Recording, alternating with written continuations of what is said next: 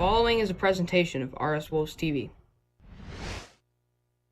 Co-host Lan Hafer. Tonight we got a great matchup between Reed Spring Wolves and the Springfield Catholic Fighting Irish. We'll be right back after this short commercial break from your local sponsor.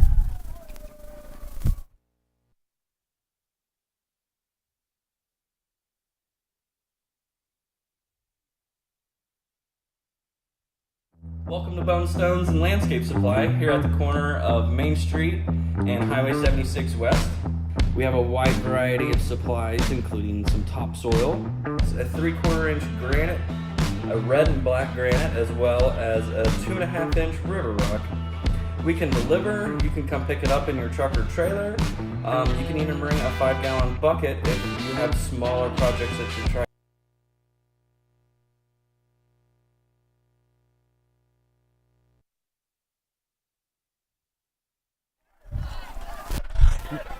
Welcome back to RS Wolves TV. Sorry for the late start, everyone.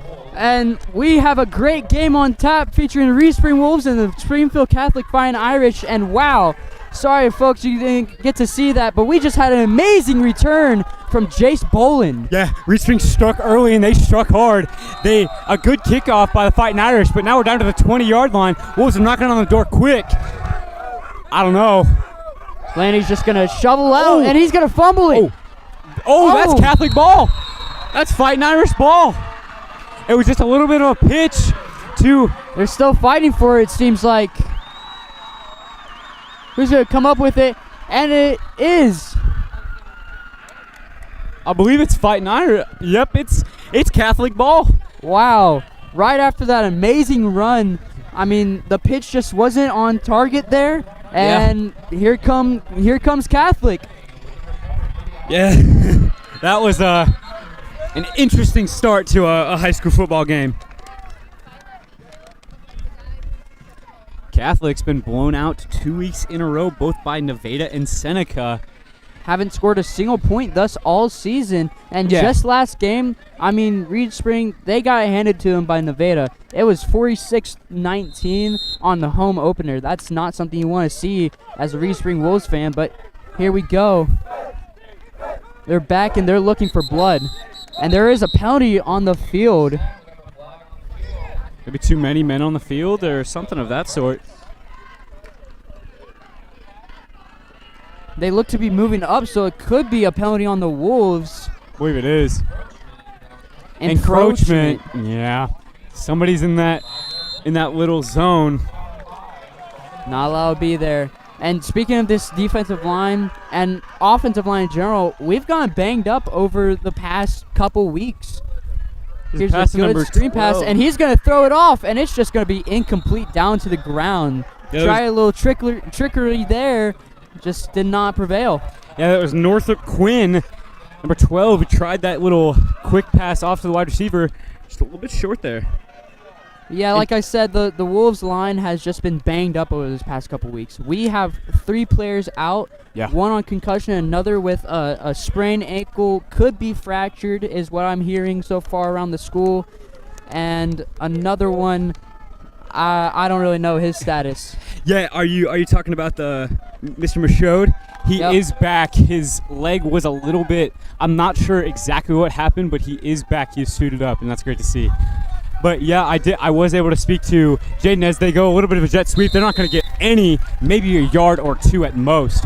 I was able to talk to him earlier today, and I asked him, hey, is it just a sprain? Is it a fracture? What are we looking at? And he said, nothing to worry about, just a sprain. Not sure what we're looking at here for a time, kind of when he's going to be back, but good to hear that it's just a sprain and not a fracture. I mean, from the time he could be back, it could be from 2 weeks to the rest of the season. I mean, those ankle sprains, they're really hard to depict whether or not it's really that serious or not. As you got the quarterback in shotgun, he's going to throw it off, and he's getting pressured. He's going to run out. Closed. And that's going to go as a sack. He ran out of bounds behind the line of scrimmage. Yeah, I think he lost 3-4 yards there. So good opening start for this Wolves defense. Even after that pitch gone wrong, they stand tall, and now they're forcing a punt. So I believe that's Dowdy and Bolin back Daniel's there to doing receive. a bit of something. That's a low-hanging punt. But it went off to James Dowdy. Fielded fine. Stopped at about the 45-yard line. So the Wolves offense comes back out onto the field. Like I said, the offensive line got a couple bruises in there. The question is this week, can the Wolves line hold off this defensive line to give Burrow some time to throw it around? Because, the Wolves offense is based around a passing attack. Yeah, when he has that extra split second, even that even quarter of a second, Burrow is electric. We've seen him go after James Dowdy time and time again, and I would like him to air it out to Mr. Dan Fiflet. This is going to be a pitch to Dowdy. Dowdy's going to get the outside edge. When there's a flag, could be a late hit, I'm not sure. But Fiflet did lead the 4x1 at state for the Wolves. He was the fastest leg. So that's just insane to have James Dowdy, who puts up insane numbers as a wide receiver, and then Dan Fiflet, who played linebacker and then now is a wide receiver and has insane feet and insane skills. So it looks like the ball may be coming back. And yes, the call is against Reed Spring. So they'll be moving back. And this crowd, the Wolves crowd, they travel pretty well. We are seeing lots of fans out here in Springfield. Yeah, it's just about an hour, maybe an hour and a half, depending on if you're way down Joe Bald, DD Highway, something of that nature. But yeah, they're filling up these stands. Catholic got a little bit of bear. And this is just going to be a handoff right up the middle of Bolin. And Jace Bolin has plenty of room. And another flag is down. Two of them. Let's see who this one's on.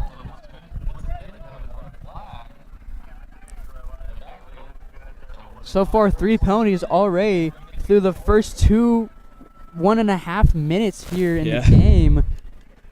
These refs are definitely showing who's boss with these flags.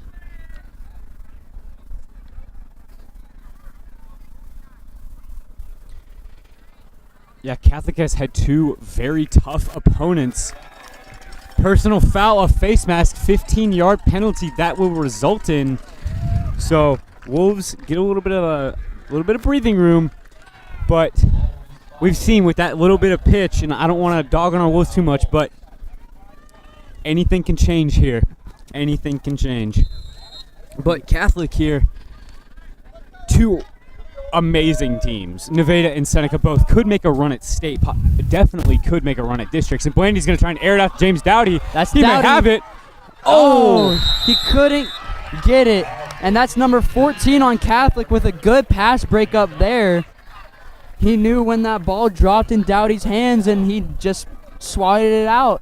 Yeah, that's number 14, Whitley Noah, a wide receiver and a defensive back. He's only a sophomore. Shown a bit of veteran class there.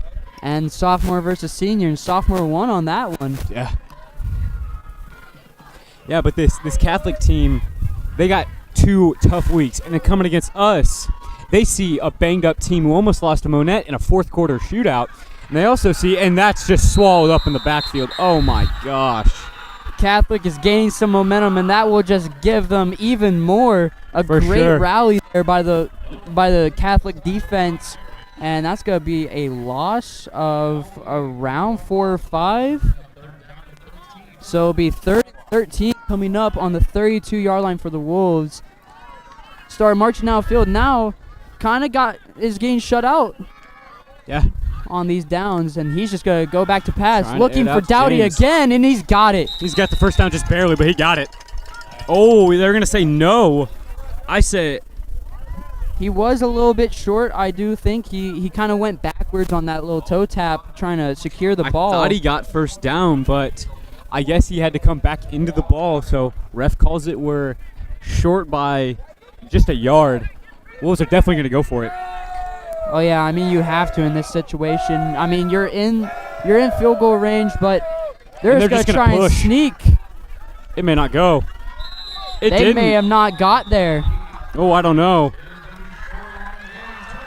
They're going to call it short. They got to the 20, couldn't quite get to the 21 where the first down marker is, and a good stand there by the Catholic defense.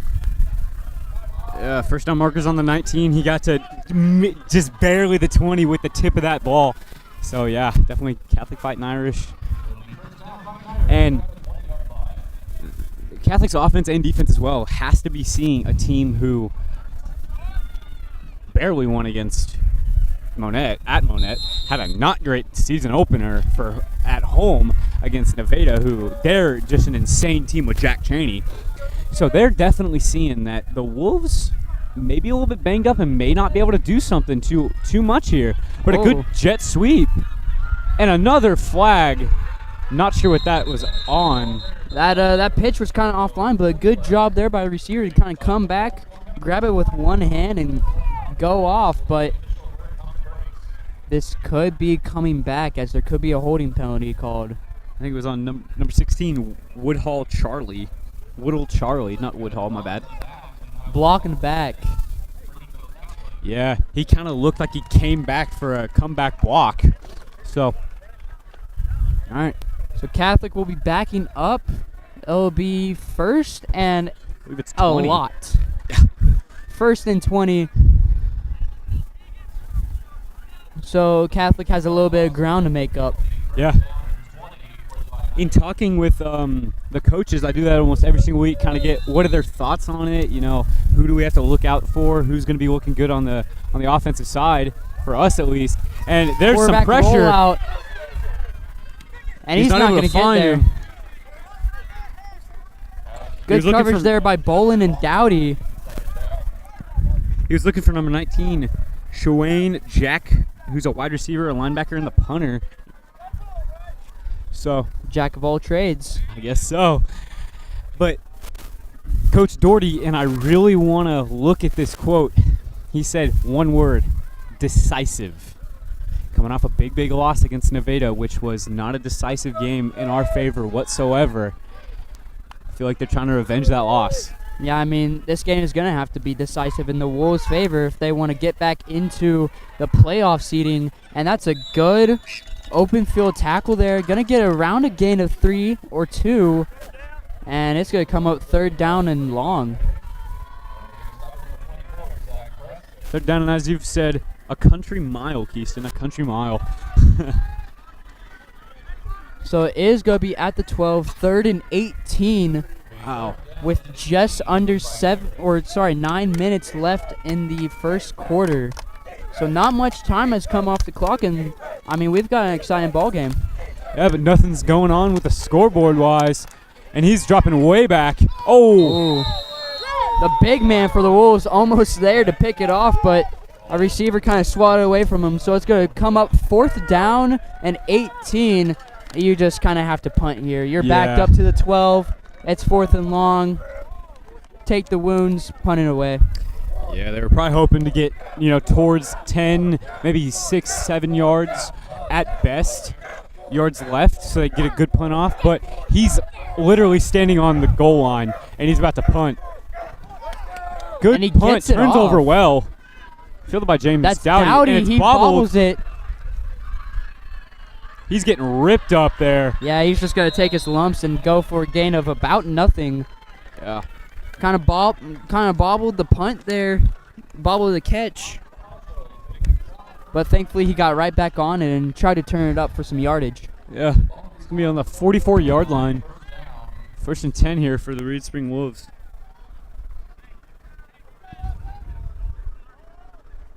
So Wolves' last drive had a pretty good gang going, but ultimately got stopped on that set of downs, which brought up 4th and 1. They tried that QB sneak, didn't get there. Yeah. So it's definitely going to be interesting to see what they play here now. Play action fake. He's going to roll out to his left. Oh, he's just going to take off. It. He's got a 1st down and even more. Good improvise there by Blandy Burrell. Yeah, pushed out about the 31-yard line. That's 1st and about 15, 16 yards there. But there is another flag on the field. I'm going to be honest here, ladies and gentlemen. I'm not sure if it's these officials are flag happy or we're just getting a little chippy here. Illegal procedure. It's going to be on Reed Spring. I've never heard of a legal procedure, but it's going to be on Reed Spring, and they're going to get backed up.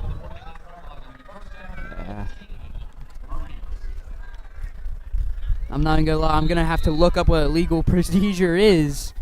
It's Burrow in shotgun. Nobody there. He's gonna just hand it off to Daniels. Daniels gets popped. That's gonna be around a gain of 6 or 7.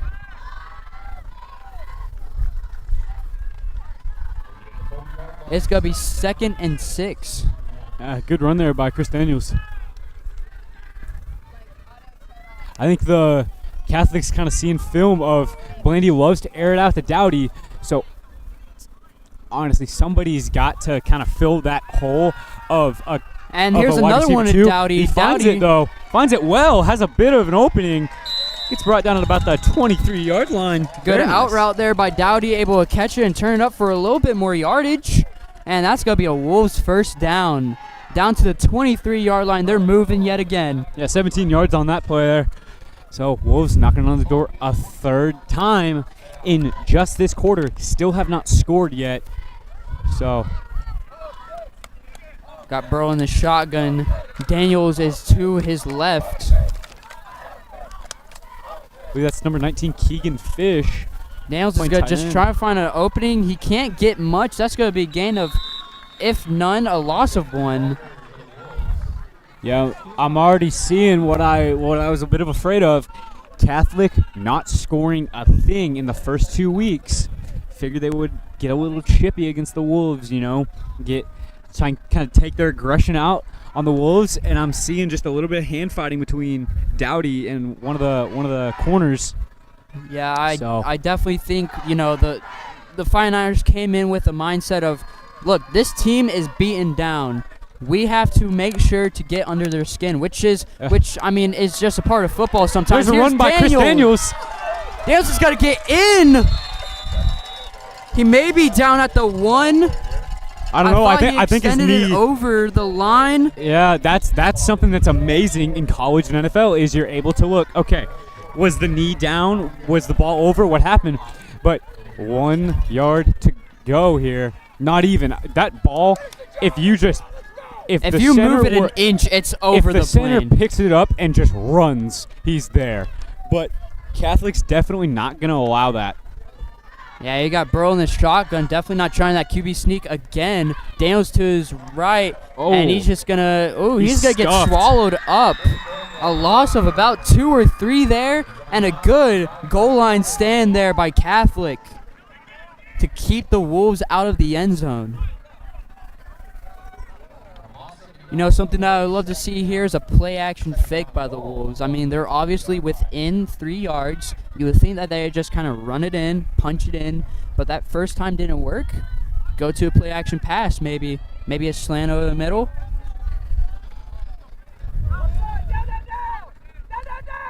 It's going to be a fake reverse. Burrow's going to try and get the edge. He didn't get there. That's number 2 on Catholic. Did a good job to stop him short, and it's going to come up 3rd down and goal. It's now or never for the Wolves. Stolstad's Clayton, a running back and a linebacker, definitely showing his worth there, a junior, so got a good veteran experience here. All right, Burrow in shotgun, Daniels to his right. He's going to look to throw it, and good pass breakup by 14 yet again, covering Dowdy. He's let up 2 catches, and he's defended 2 catches. Yeah, that was number 14, Widowy Noah.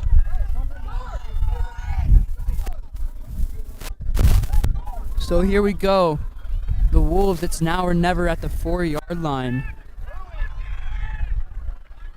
Burrow in the shotgun.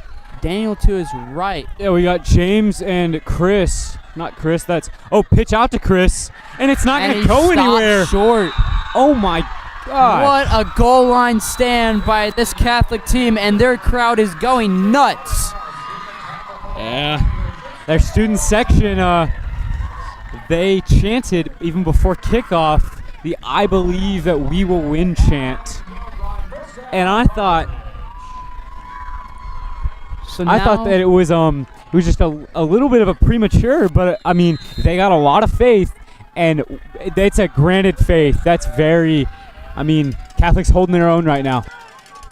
So we got Catholic backed up on their 5-yard line. Could be a blitz coming from the Wolves, and they're just going to pitch it off to a receiver. Receiver's getting close. Wolves trying to push him back, and he's going to be within a yard or two of the first down marker. Good gain there by Catholic to get out of their own situation.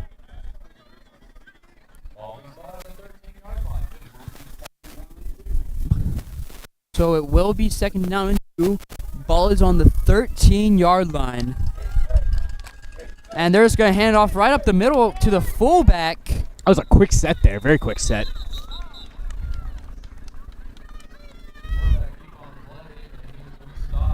Quarterback keep there. He's going to be stopped short, it seems like. Third down and inches. Yeah.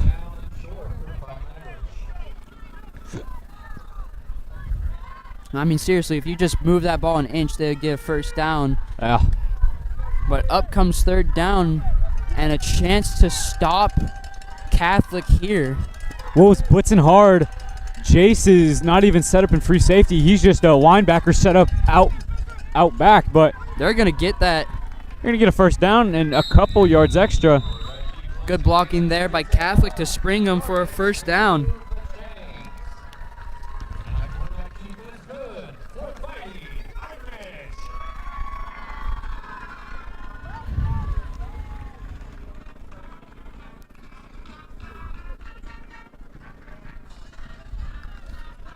Here you go, Catholic back to the line.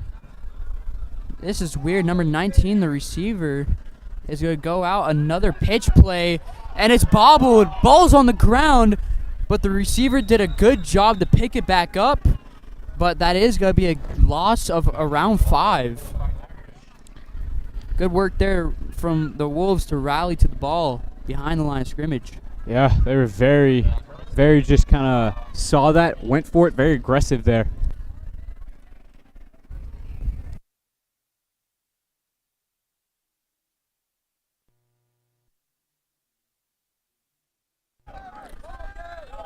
Here we go. We got 2 to the left. The right, and they're just going to hand it off. Running back getting shifty. He's going to get a gain of around 6. So it's going to come up third and around 8. 3rd and 7. So another chance for the Wolves defense to try and get off this field. Yeah, I didn't think it was going to be a defensive bout. I thought it was going to be, the Wolves aired out pretty well, but Catholic has kind of defended it really well. Yeah. They're going to throw Catholic's it going to the deep, air. and it's just going to go out of bounds.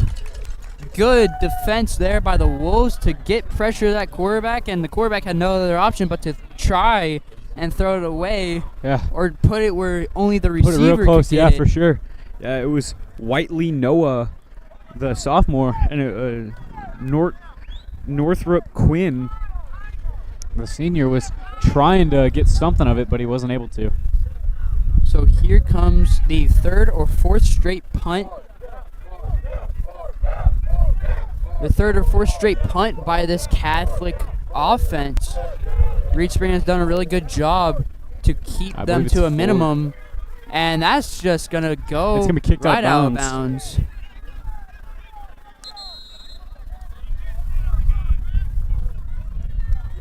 So Wolves are going to come out with really good field position. Looks to be just past the 50-yard line. And there will be a timeout called here. Official timeout.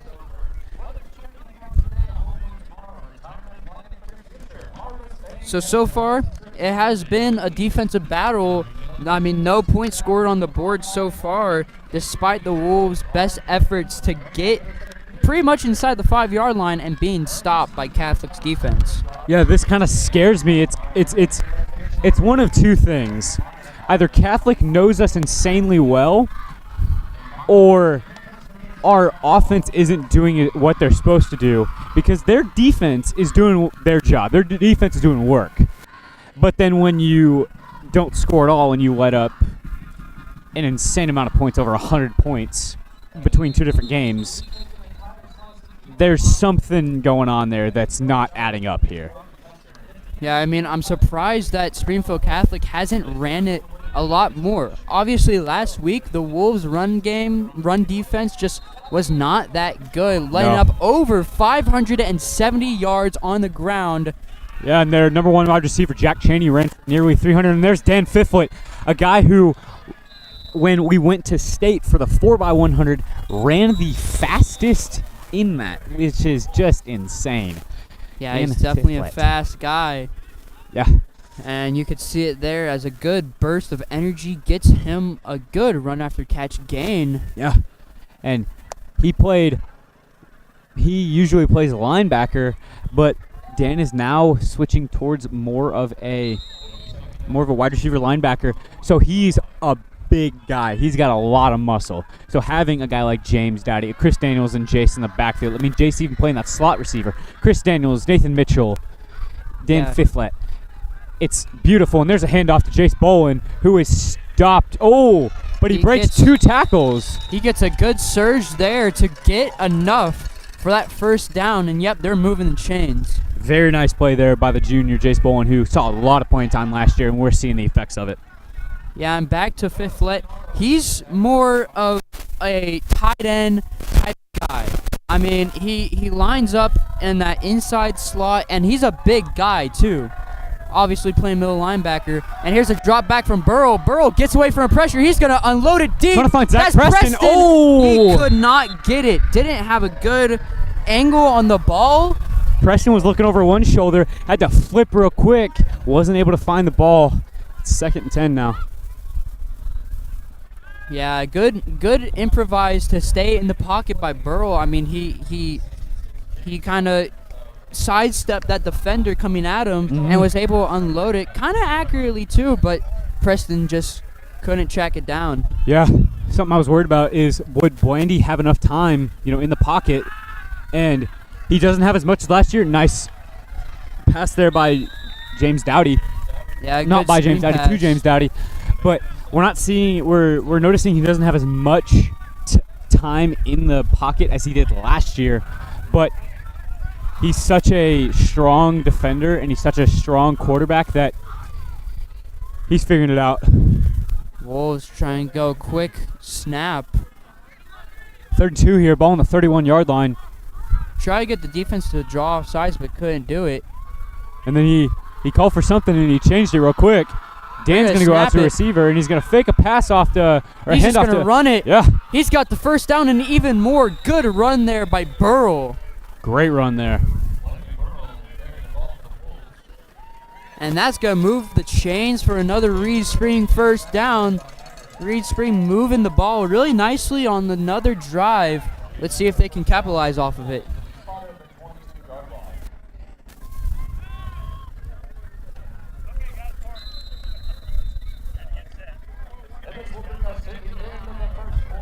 That's the end of the first quarter.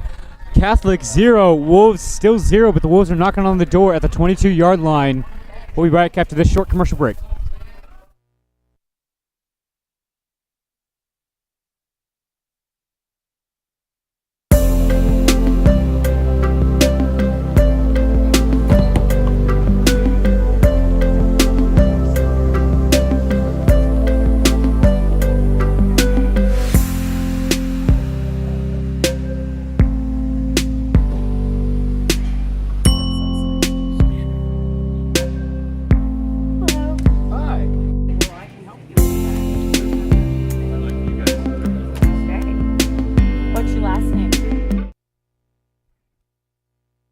And welcome back here to Swiss Helm Field in Springfield at Springfield Catholic High School. Scoreless here in the first quarter. Now we're in the second.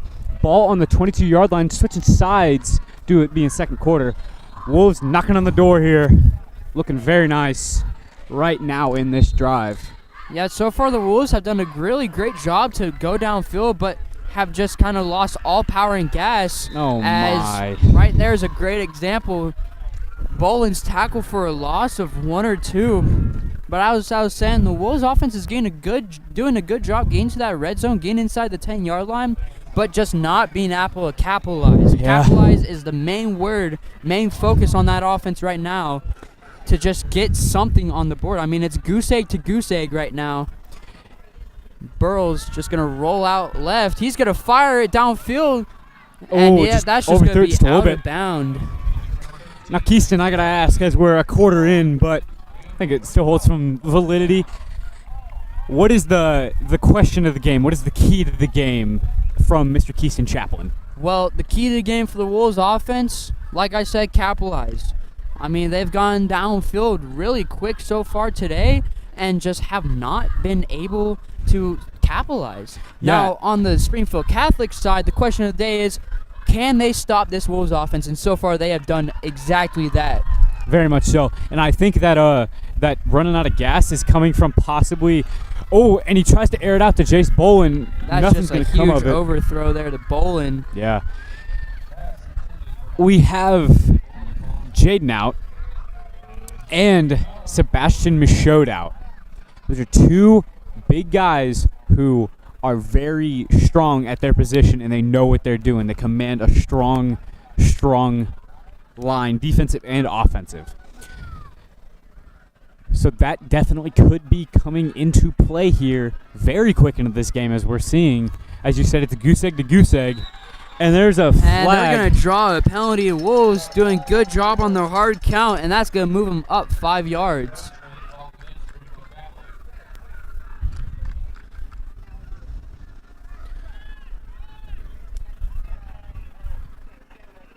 So here we go. It's going to be 4th down. 4th and 8. So now it's 4th and manageable for this Wolves offense, but they are on field goal range. Yeah. I mean, Miguel Campos can definitely hit it from here, but they look to be going for it. I mean, why wouldn't you? You know, you're on the 20-yard line, 0-0. Gutsy call, but they're just going to try a hard count and cannot get it. So a timeout called by the Wolves. Just try and get another offsides on Springfield Catholic, but just could not do it. Yeah. Have to spend a timeout.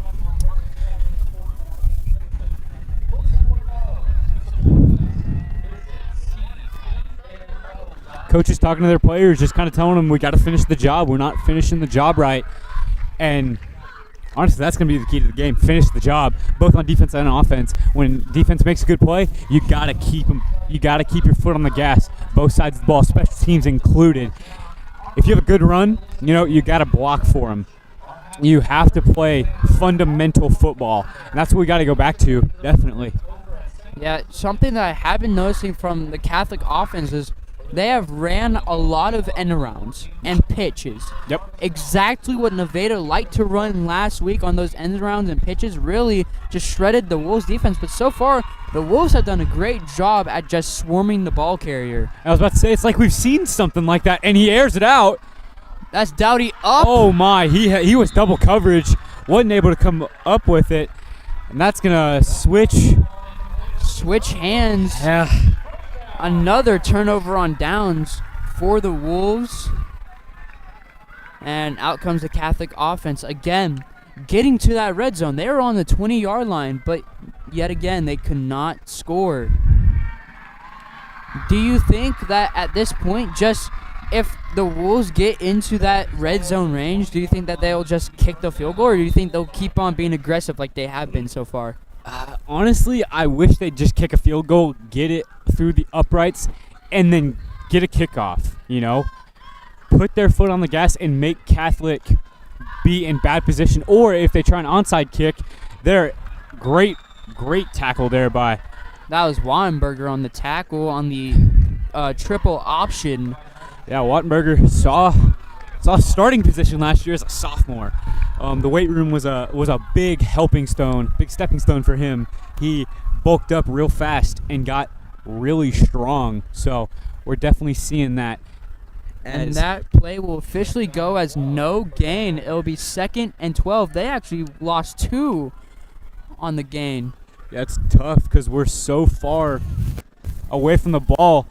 It's kind of tough to see, but we got a good run there by Catholic. He's going to run out of bounds. It's going to be about a gain of 5 or 6. Just quarterback keep going outside. Really fooled the Wolves defense enough. Kevin Hutchison was able to get the tackle on there, thankfully. Yeah. Yep, it's going to be 3rd down and 7. So a gain of 5 on that play. They're down to the 23-yard line. We'll see what Catholic has up their sleeves. You think they aired out? They keep running it, Keyston. I think they air it out at this point.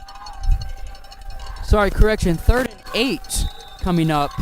And we got some whistles.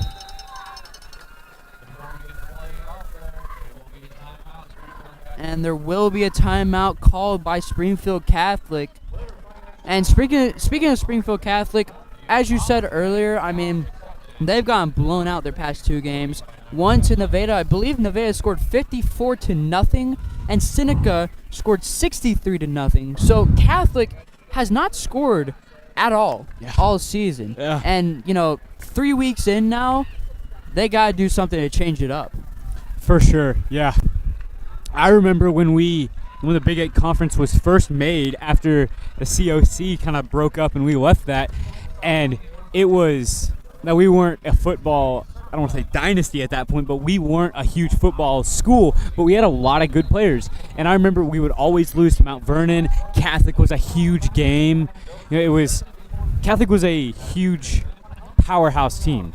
Not so much anymore. Now they don't have that big of a roster. They don't have a lot of seniors. They're having to pull from a wealth of JV players that the wealth isn't that deep. So it's Catholic's future is kind of unknown for this football team, but they're hoping to start a good path here. Ooh. And that is just going to bounce off the hands of the receiver there. And like you said, yeah, Catholic, they're not really the football school that they used to be. Obviously lost a lot of seniors to graduation over those few years. Definitely. And just have not been able to replace those seniors thus far. No. And they're considered to be one of the smaller fish in the Big 8.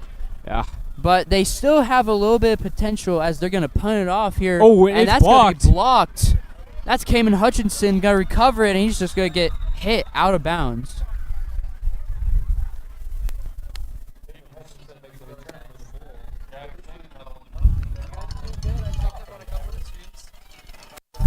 So out comes the Wolves offense led by Blandy Burrell. And, I mean, on this drive, they just got to get something on the board. For sure, the ball on the 36-yard line. Wolves are in great field position. So, Wolves got to capitalize here, or I don't know. I really don't. I mean, there's already 2 minutes gone in the second quarter, and Bolin with the handoff right up the middle, and he's going to get a good gain there. Yeah, it's going to move the chains.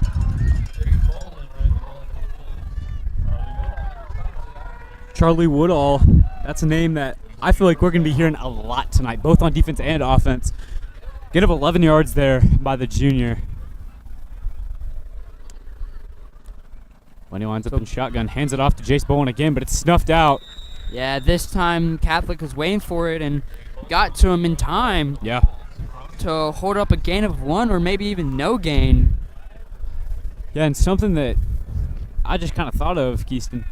Have we seen Blandy go under center besides a QB sneak? Nope. I mean, I feel like this Wolves offense definitely runs out of the shotgun 99.9% of the time, other than that QB sneak. Yeah, definitely. Going back to the era of Lance Gosh and coaches around his time, that it was a lot of QB blast, QB sneaks, wide out, all that. But with Coach McFarland, they're covering the spread. They're doing the triple option, and I feel like that's definitely playing into our hand because we have a lot of fast, agile kids that if we were to do a lot of running, they wouldn't do that good because they're not big, really strong guys. They're strong, but they're a lot faster. So 3rd and 8 here, ball on the 23-yard line. Again, they're almost in the red zone, but 3rd and 8 coming up, they need something to kind of move the chains, get a little bit more momentum. Yeah. And they're just going to hand it straight off to Bolin. Bolin bounces off He's the got tackle. a hole. Good run there by Bolin. Try to go to the left side, bounces off a tackle, goes right up the middle and gets a good gain, and that's going to be a Reed Spring Wolves first down. Wolves are in the red zone again. 9 yards left. So it's going to be first and goal. The 9-yard line. Blandy in shotgun, Bolin to his left once again. He's going to snap it. Another handoff to Bolin. Bolin's going to get right up the middle. He's going to be stopped after maybe a 2-3 yard gain.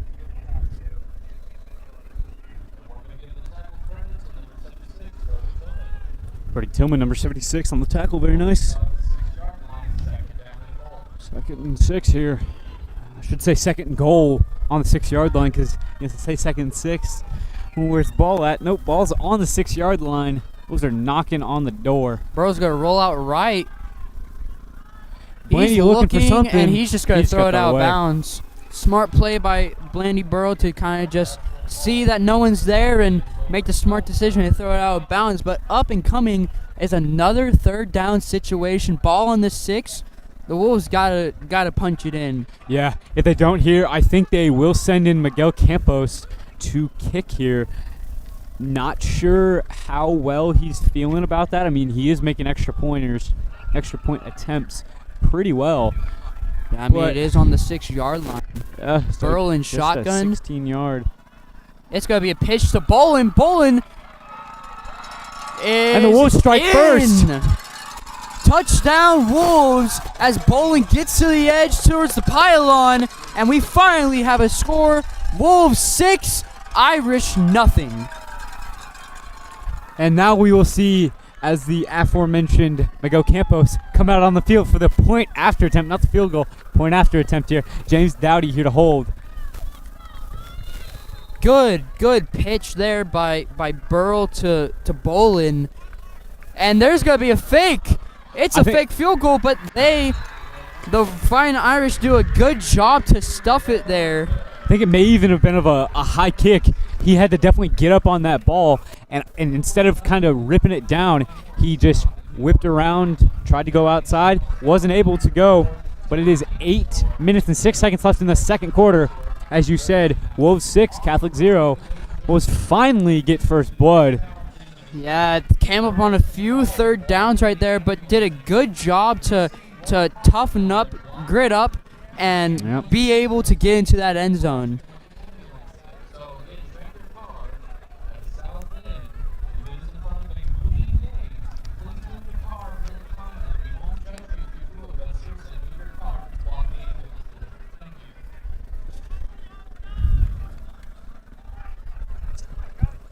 All right, so kickoff team coming on here now. It'll be Campos to kick it off.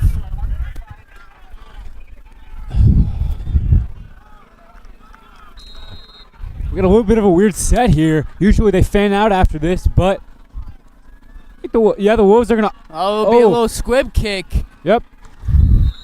That was a weird set there. They kind of all bunched up together. Miguel Campos just kind of squib kicked it up right in the middle to hold.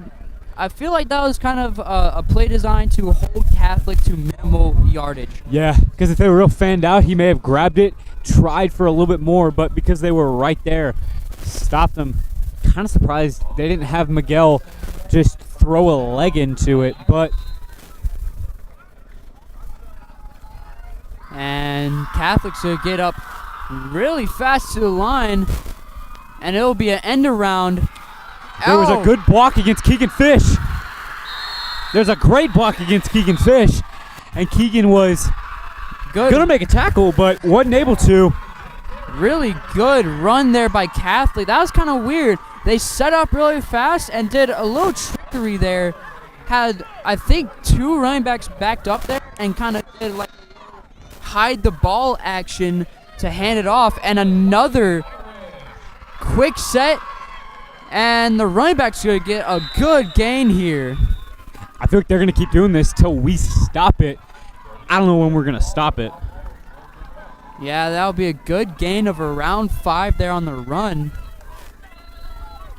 And the Irish are in business, trying to strike back after that really good drive from the Reed Spring Wolves. And yep, another quick snap offense. They're going to go to the edge. He's not going to get too much of it. Maybe a gain of 3. Another flag on the field. That's the first one since the first quarter, I think. Yeah. We've had just under 5 minutes of clean football. And it will be a face mask against Reed Spring, so an Dang extra it. 15 tacked on there.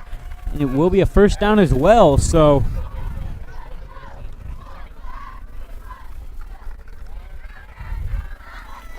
And Catholic student section shouting, "You can't do that." And, I mean, the Wolves obviously can't do that.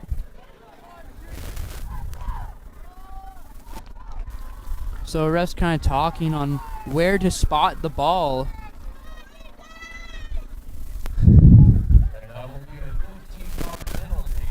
And they're going to get way up to the 15-yard line.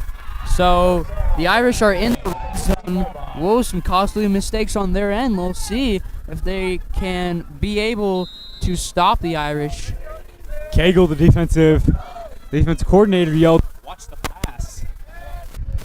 Yeah, I mean, in this situation, you think, hey, they ran it the past 4 times. Maybe they do it again, but also watch the pass. Another quick, and it's a fumble. Ball is out. Just a bad center to quarterback exchange. And it seems like Springfield Catholic will get back on it to save their drive. Yeah, that's definitely good to see if you're a Springfield Catholic fan.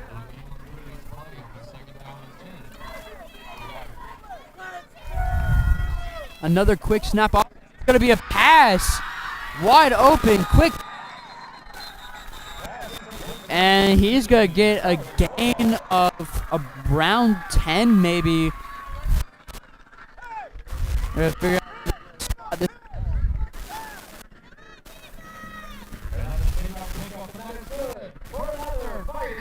It will be another Fighting Irish down. So they're within the 5-yard line. Another quick set. And they're going to call false start, maybe encroachment. Both teams kind of moved there. So it will be on the Irish 5-yard penalty, and they'll back them up to the 10-yard line. One of the They'll Wolves still be first and goal. One of the Wolves did kick the ball. I don't know if that was accidental or he just kind of said, yeah, just go ahead and move it on back. Wolves Another with a heavy quick set.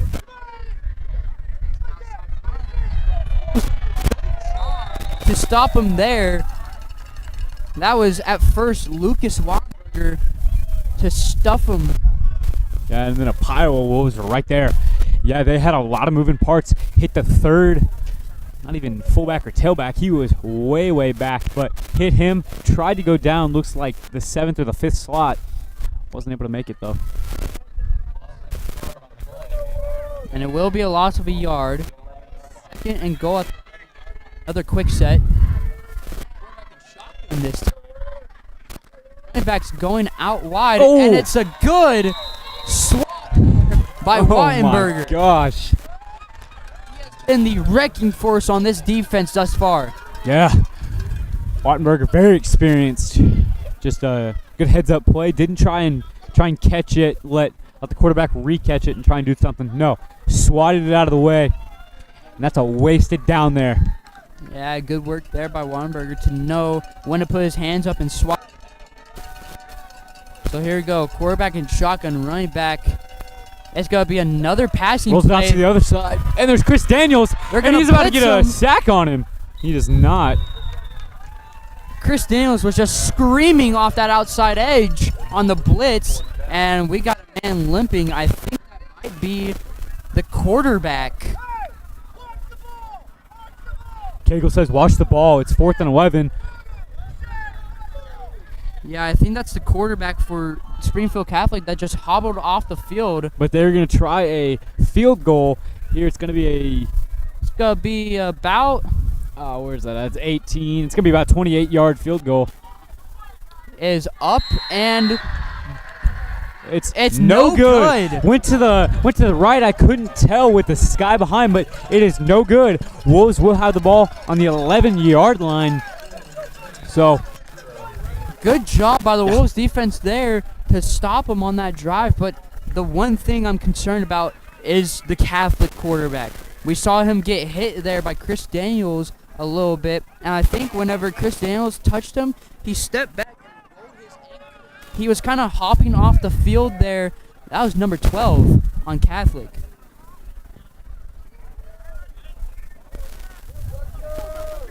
Yeah, you're right. Number 12, Northrop Quinn. So Catholic has a very deep safety, a good 20 to 25 yards off the ball. I mean, look at it. You got Nathan Mitchell, who's real dang fast. He doesn't look it, but man, is he fast. You got Chris. You got him, Jace Bolin, who, if you don't know him, you'll get introduced to him real quick, and when he gets something hand off. Oh, and a little bit of able to hand it off, and like you said, Bolin up the middle. That could be a first down, if not really close to it. Yeah, just short. It's going to be about a gain of 7. It'll come up 2nd and 7. And, here comes the Wolves. They're kind of adopting that quick set. We do have Daniel. Oh, and I'm not sure. That could be It's on the Wolves. Yep. Yeah, false start or maybe too many men on the field. I'm not sure. Illegal procedure. Another illegal procedure penalty. I still don't know. Yeah, I'm...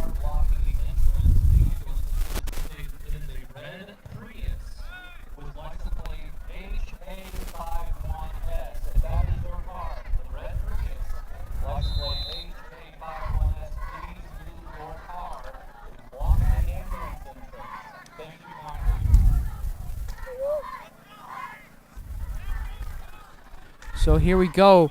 Burrow's just going to sling it out here. That's Preston. Zach Preston has a space. Good oh my spin gosh, move. he cuts back in. He And cuts he may back be in nicely. gone. He's got one man to beat. He's got a couple men to beat now. That's the run after catch ability. That was just a simple 5-yard pass turned into a 50-yard gain. Yeah, very nice. He was on the Catholic side of the field, cut back in, and then that was just an amazing play there by Zach Preston. Beautiful play there by the senior. All right, so we got Burrow. It's going to be a reverse to Dowdy. Dowdy breaks the tackle. Dowdy's He's going to get that outside edge. He had a couple men blocking for him. Very nice. Good trickery there by the Wolves. Burrow handed off to Bolin. Bolin pitched it to Dowdy, and Dowdy kind of got that outside edge for a Just good a game. little flea flicker. Very nice there. And as you can hear, you may be able to hear the cowbells. They're definitely loud and proud here. And that is 9 yards on the 9-yard line. Misha recently implemented a rule for student sections and fan sections in general that you can't have air horns anymore or loud things that may sound like a whistle or could interfere with the whistle. Yeah, for sure. There's a handoff. Bolin's Jace, gonna he's get diving in. for it, and he's got it. Jace Bolin has got the second. He's got the second touchdown of the game here, late in the third quarter with 4 minutes and 23 seconds left. Wolves strike again, 12-0. Wolves on top. Yeah, as you were saying, Keyston, in Monette, as Mr. Weldy was talking to the students at lunch, I distinctly remember it right before the Nevada game. He was telling us you cannot have those. Penalties were almost called because there were a lot of them, and the 2-point conversion's good. Just a little slant route there to Dowdy, and nice job there by the Wolves. It's now going to be 14-0. Wolves out in front by 2 scores. Yeah, very nice here. Wolves kind of I had a little bit of a doubt, you know. I'm going to say I had a little bit of a doubt for them. But Wolves picked it up, and they figured it out. They're figuring it out here late in the second quarter. So, I mean, get a Catholic stop and then maybe go and score again? I mean, yeah, Just a there's suggestion? 4:23 left on the clock for the half. There could definitely be a good chance that the Wolves stop Catholic and they got, 2-minute drill. Yeah, we know the Wolves are good at 2-minute drill. We've seen it last year and this year as well. Wolves, with very little time, even when they don't have to, can do something great.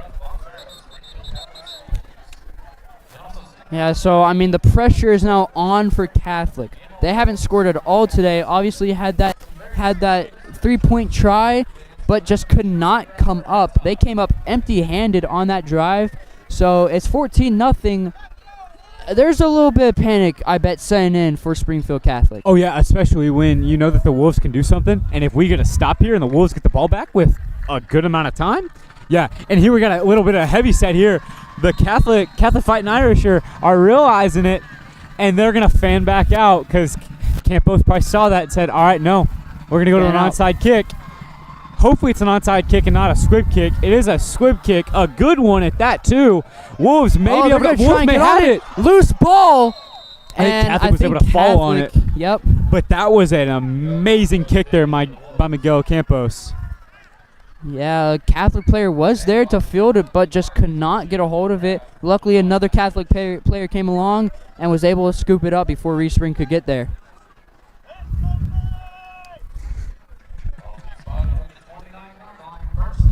Ball will be spotted on the 29-yard line, 1st and 10 for Catholic here. Yeah, Catholic is definitely looking to get something on the board, whether that be 3 points or 6 points. Yeah, they're definitely looking go for 6 deep, and possibly 7, and they're gonna get a good one. But there's Dan Fiflet. Yeah, Daniel Fiflet, as you mentioned, is a middle linebacker there for the Wolves, and he just had that he just has that great ability to find where the ball is going and rally and get that tackle before he can go anywhere else. Yeah, I kind of look at him as because in the 70s and in the NFL it was Ray Nitschke, a big downhill run stopper, but now we're seeing that it's a little bit smaller, faster, more agile, and that's what Dan Fiflet does perfectly. And there's a great run by Catholic as we're talking about. Yeah, talking about Fiflet. Good jet sweep there by Catholic. Catholic definitely saw some tape from Nevada last week because Nevada ran a few of those, and it worked there. And Fine Irish get yet another first down, moving down the field with about 3:35 left in this half, making sure the Wolves offense gets nothing to try and keep them in check. Oh, no, that pass is just going to sail out of bounds. No, yeah, I completely agree. The Catholic offense is trying to keep the Wolves defense on as long as they can, because the longer the defense is on, the less the offense is on, and that's definitely something that's playing out in the Catholic Fighting Irish's mind. But something there was the sail pass that obviously stops the clock. That gives the Wolves time to think about things, and it's a quick set here. Quarterback in shotgun.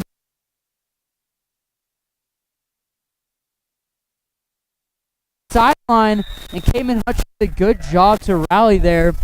That is going to be a Fighting Irish first down, it looks like. And that is good for another Fighting Irish.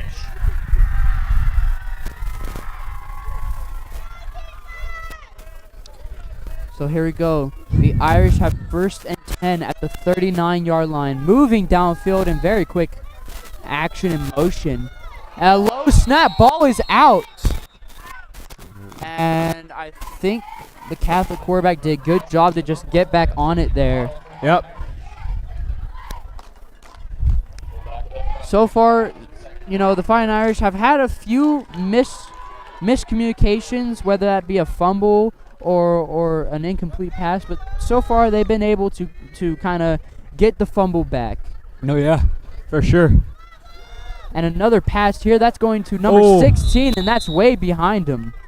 Coverage there was Zach Preston. So it's going to be 3rd and 13. Yeah, was looking for Charlie Woodhall, but just wasn't able to do it. So Wolves have a chance. Wolves defense has a chance here to get off the field. I mean, I think they know it's going to be a passing play, but be ready for that run too. Yeah, 3 minutes and 1 second left in the second quarter.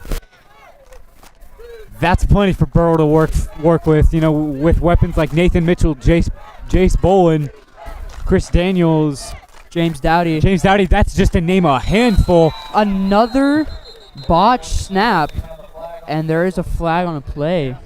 That could be on the offense. Yep, illegal procedure. We looked it up. Illegal procedure is like a false start or It's a illegal formation. Illegal formation. Too many men on the field. It's a for the offense. It's kind of just a blanket term. So, just to you know, it's just kind of that category of all those offensive penalties. Yeah, for sure. Here you go. He's gonna drop back, looking to the screen. He's not gonna get too much out of it. Yeah, maybe 6-7 yards at best.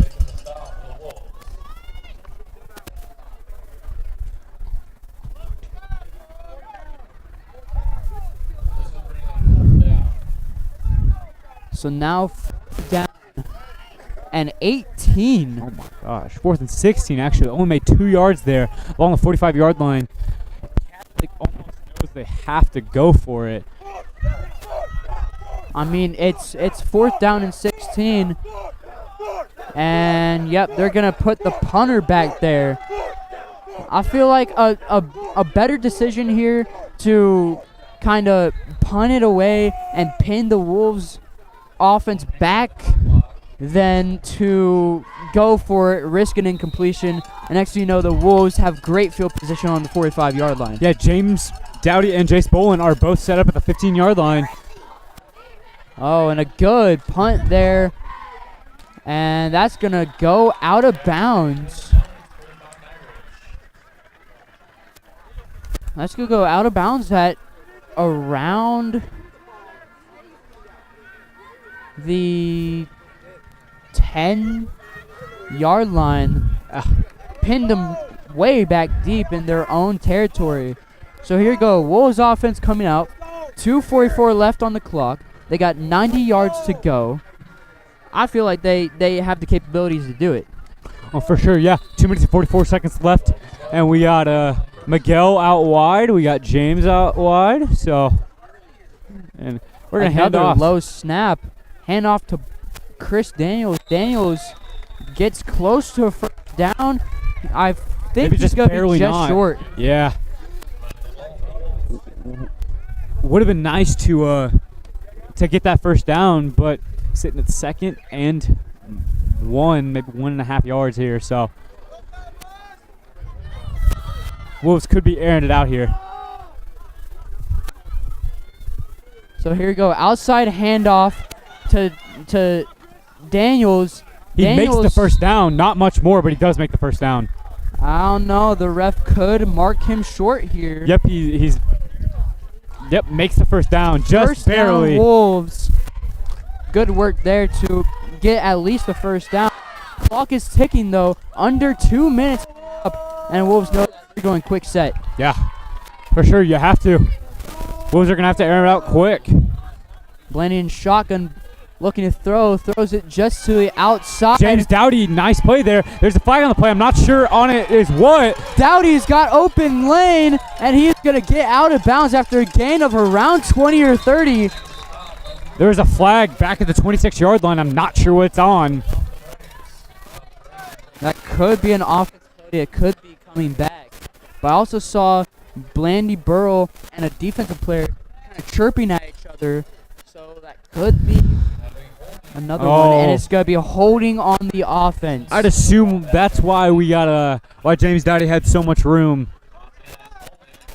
Man, you never a penalty in a situation like that as a Wolves fan, but I mean, sure. it's been kind of been just that way throughout the season. I mean, it seems like almost every time we get a good game, there's something that happens, some penalty or something happens to push us back to where we were.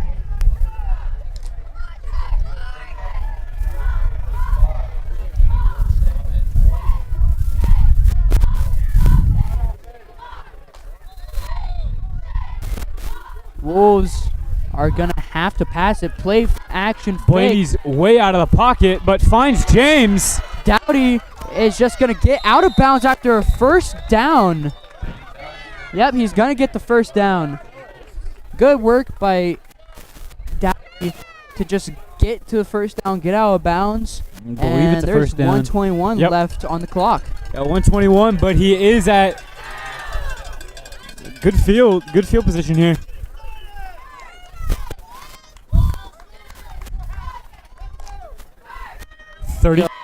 32-yard line here. Run of Blandy Burrow. That's back and over. Finds That's gonna be James. caught by James Dowdy. Not sure if it hit the ground or not. They're gonna rule it incomplete. Oh. Burrow Dowdy connection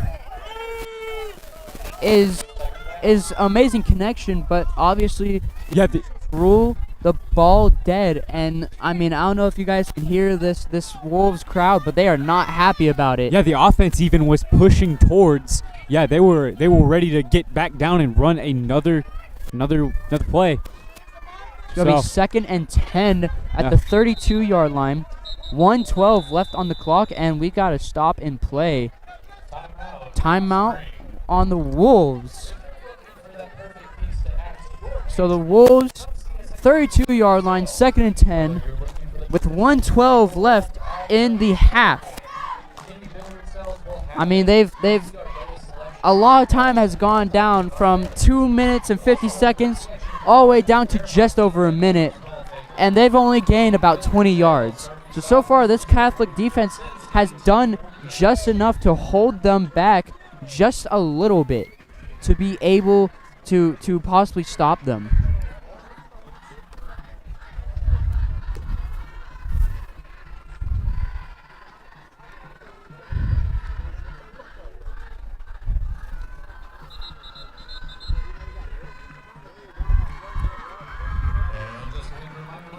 So here we go. Out back comes both of the teams.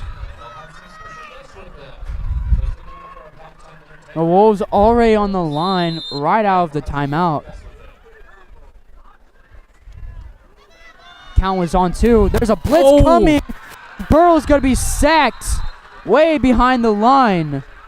Oh my gosh. And that was just one of those plays where the offensive line just was not able to handle that blitz. That was a heavy blitz.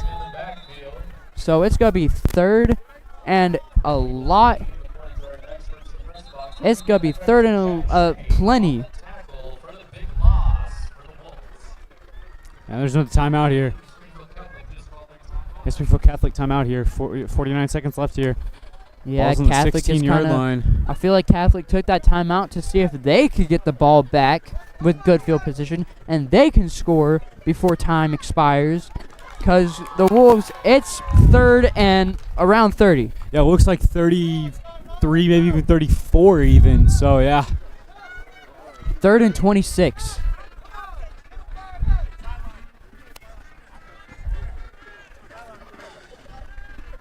Here you go. Coach is just trying to talk to the players. And honestly, I would not be surprised if the Wolves played aggressive here, maybe a deep shot to Dowdy. I mean, if they want to keep the drive alive, obviously they're going to have to do that.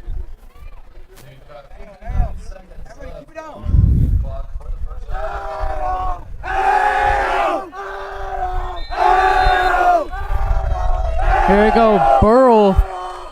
Some loud chants on the sidelines. He's Chase Bolin. A good play. Bolin He's got some blockers. breaks free. It's not a first down, but he's within 5 yards of it. He's close. Clock is running down to 45 seconds left. They got to stop that clock. They're waiting on the officials to get ready here. Burrow tries to get them to jump off sides. 4 here. 34 down to 33 seconds left. And there is a timeout by Springfield Catholic. So, amazing run there by Bolin to get to, I mean, really close to the first down. It's 4th and 2 right now.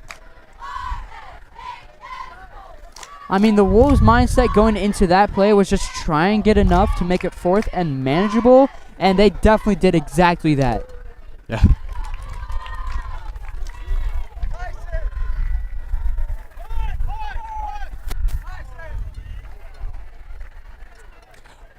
We have the sophomore, number 6, Tyson, coming in, the backup quarterback. I don't know what's going on here. Something fun may happen here. Number 6 is Sam Carpenter. He's going out wide to the punt team. The punt team is out here for the Wolves. Yeah, that is my fault. It is number 6, Sam Carpenter. Is my fault. Burrow's just going to punt it away. Good punt. Good leg in that one. They're going to field it. And he's going to get to the outside before getting wrapped up by a pack of Wolves. So 22 seconds left on the clock. Catholic is down to maybe the 25, maybe the 30. Looks like on the 40. Says it's on the 40. Yeah, on the 40 here. 22 seconds left. I think they just sling it and hope. They hope they get on the. They just hope we get on the. Maybe sling it downfield. Try and draw a penalty for sure. And it's gonna be. I don't know what that was. Yeah, I apologize, but no idea. They didn't get a gain on it. No, but I'm not sure what they were trying to do. And it's just clock's just winding down. Yeah, they're just gonna take it to halftime. So your score, 14-0, Wolves out in front. We'll be right back for halftime show right after this short commercial break.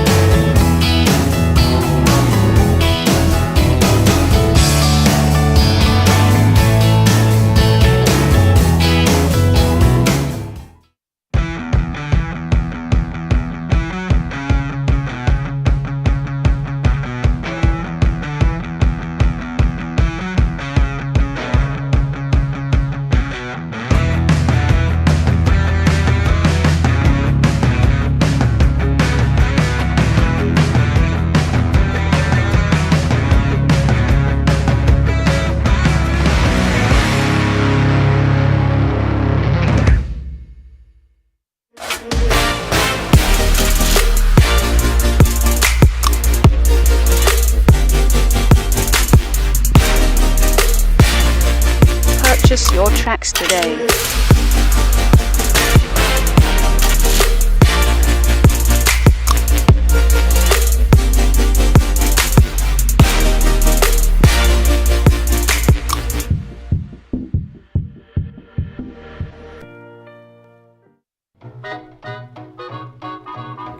Located in downtown Reed Spring, Midtown Cafe is a slice of a simpler life from years past. A generous breakfast and lunch menu fresh off the grill with that old school cafe experience. Treat yourself to a break from life and meet some new friends along the way at Midtown Cafe.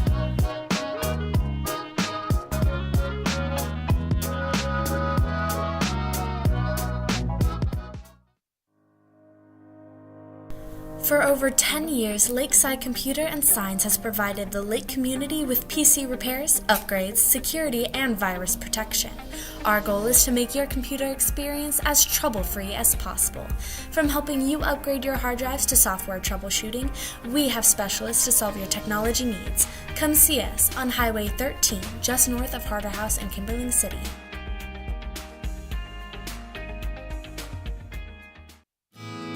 In today's busy world, it's nice to experience the comforts of old-school customer service wrapped in the convenience of the modern world.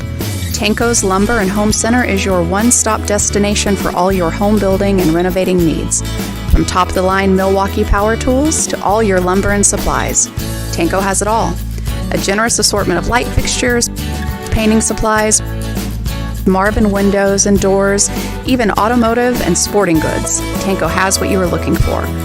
Come visit us in Branson West on Highway 13, just across from Hardee's, and see why we should be your first stop in home supplies.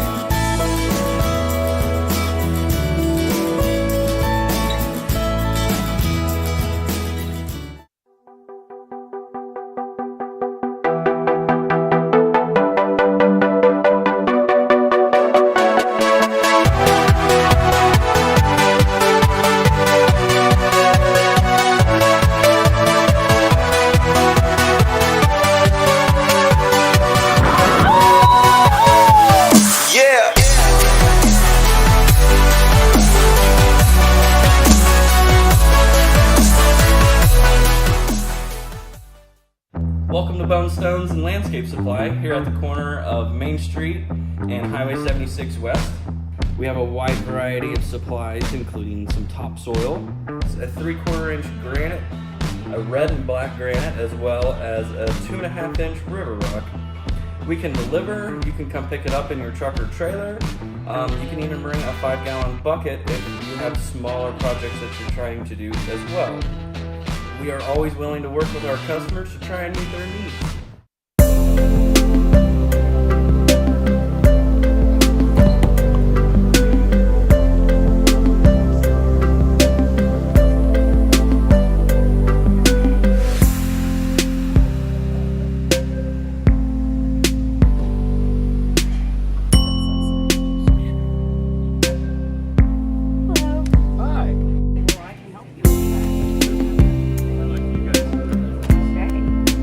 What's your last name?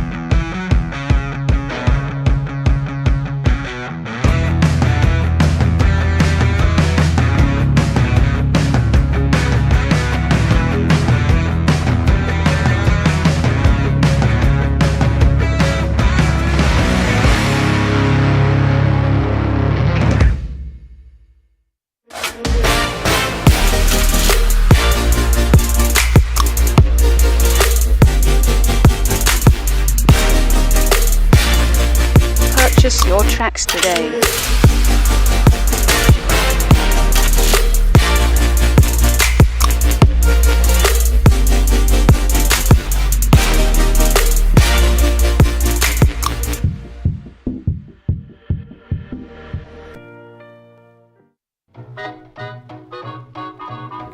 Located in downtown Reed Spring, Midtown Cafe is a slice of a simpler life from years past. A generous breakfast and lunch menu fresh off the grill with that old school cafe experience. Treat yourself to a break from life and meet some new friends along the way at Midtown Cafe.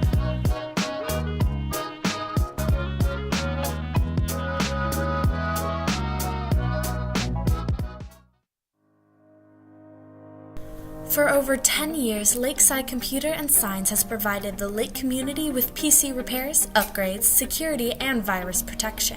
Our goal is to make your computer experience as trouble-free as possible. From helping you upgrade your hard drives to software troubleshooting, we have specialists to solve your technology needs. Come see us on Highway 13, just north of Harder House in Kimberling City.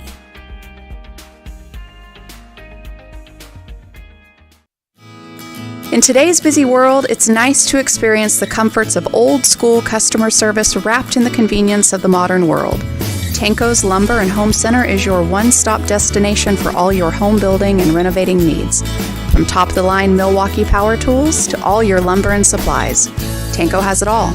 A generous assortment of light fixtures, painting supplies, Marvin windows and doors, even automotive and sporting goods. Tanco has what you are looking for. Come visit us in Branson West on Highway 13, just across from Hardee's, and see why we should be your first stop in home supplies.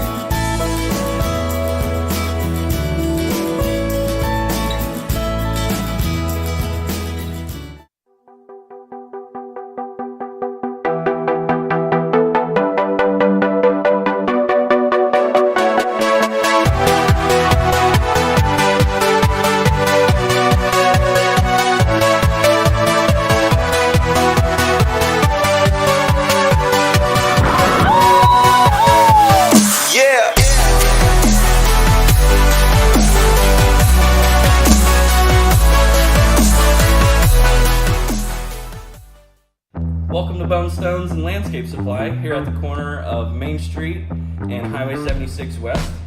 We have a wide variety of supplies, including some topsoil, a 3/4 inch granite, a red and black granite, as well as a 2.5 inch river rock. We can deliver. You can come pick it up in your truck or trailer. You can even bring a 5-gallon bucket if you have smaller projects that you're trying to do as well. We are always willing to work with our customers to try and meet their needs.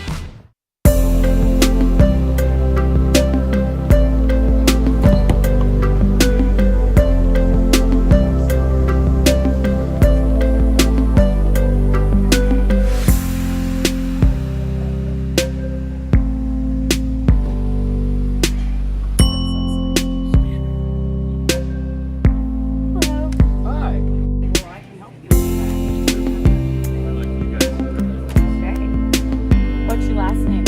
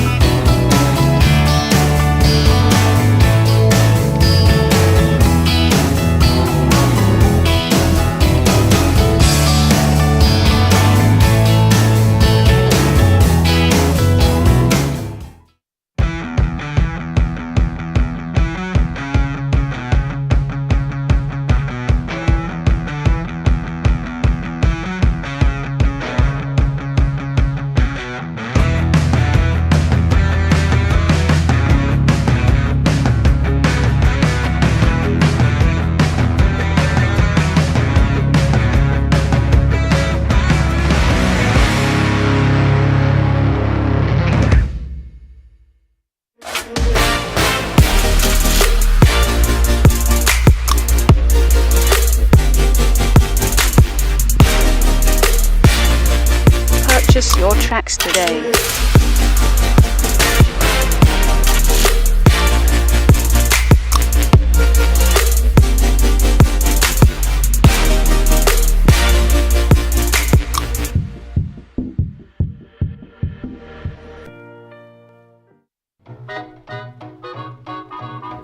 Located in downtown Reed Spring, Midtown Cafe is a slice of a simpler life from years past.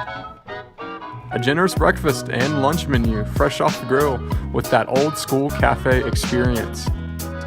Treat yourself to a break from life and meet some new friends along the way at Midtown Cafe.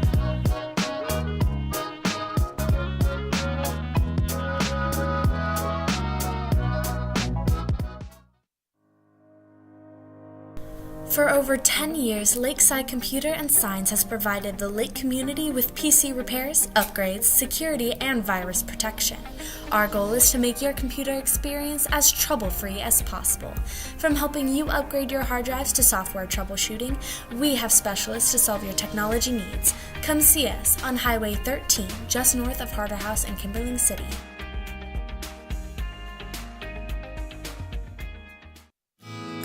In today's busy world, it's nice to experience the comforts of old-school customer service wrapped in the convenience of the modern world. Tanco's Lumber and Home Center is your one-stop destination for all your home building and renovating needs. From From top-of-the-line Milwaukee power tools to all your lumber and supplies, Tanco has it all. A generous assortment of light fixtures, painting supplies, Marvin windows and doors, even automotive and sporting goods. Tanco has what you are looking for.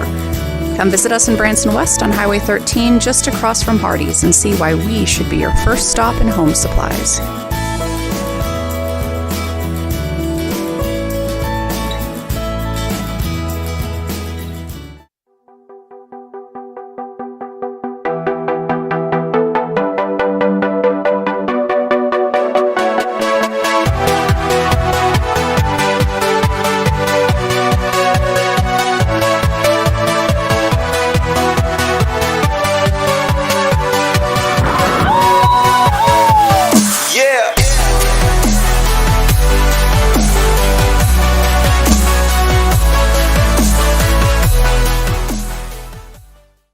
Welcome to Bone Stones and Landscape Supply here at the corner of Main Street and Highway 76 West. We have a wide variety of supplies, including some topsoil, a 3/4 inch granite, a red and black granite, as well as a 2.5 inch river rock.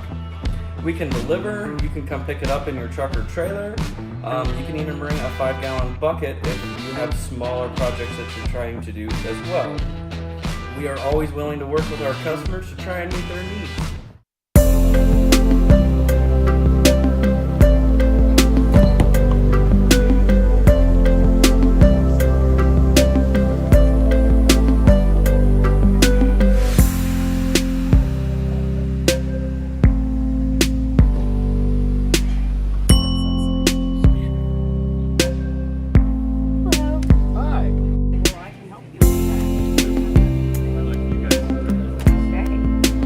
What's your last name?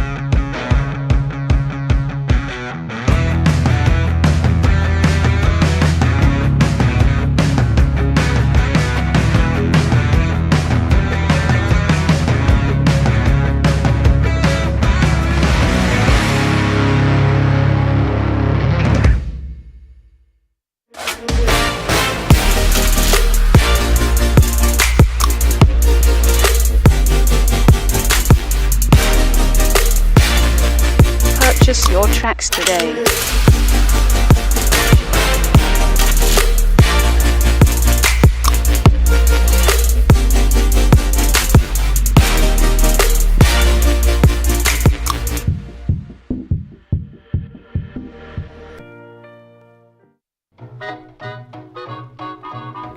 Located in downtown Reed Spring, Midtown Cafe is a slice of a simpler life from years past. A generous breakfast and lunch menu fresh off the grill with that old school cafe experience. Treat yourself to a break from life and meet some new friends along the way at Midtown Cafe.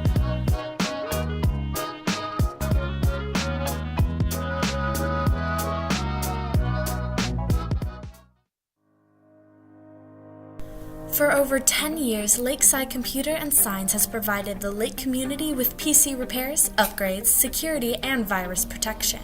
Our goal is to make your computer experience as trouble-free as possible.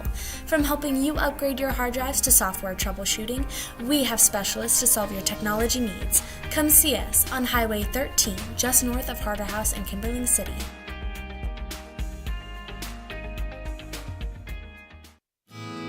In today's busy world, it's nice to experience the comforts of old-school customer service wrapped in the convenience of the modern world.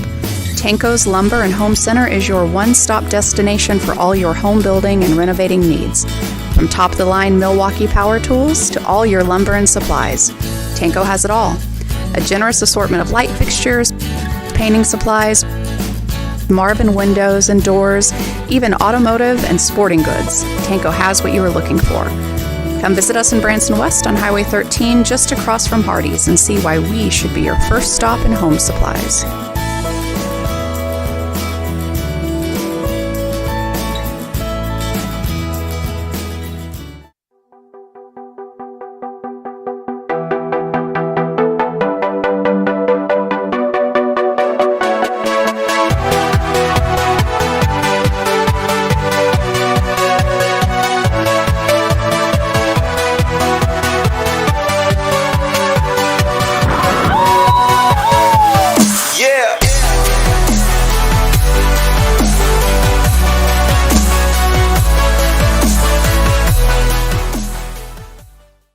Welcome to Bone Stones and Landscape Supply here at the corner of Main Street and Highway 76 West. We have a wide variety of supplies, including some topsoil, a 3/4 inch granite, a red and black granite, as well as a 2.5 inch river rock. We can deliver, you can come pick it up in your truck or trailer. You can even bring a 5-gallon bucket if you have smaller projects that you're trying to do as well. We are always willing to work with our customers to try and meet their needs. Welcome back here to RS Wolves here in Springfield at the Springfield Catholic Fighting Irish Stadium. Wolves with a bit of a not very much decisive first quarter, but then the second quarter brought it right back with a good score there.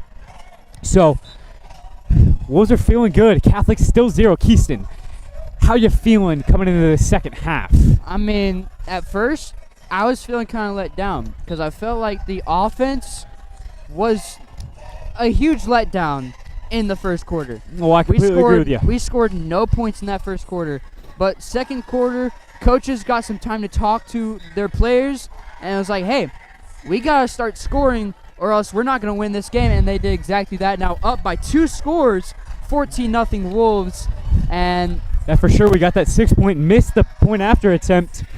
Just a bit of a high snap. Not sure if that was planned. But then we go back, score another one, and then we just secure it. We get a 2-point conversion, so now we're 14-0. Wolves are warming up right here, and I'm feeling good for the second half, Keyston.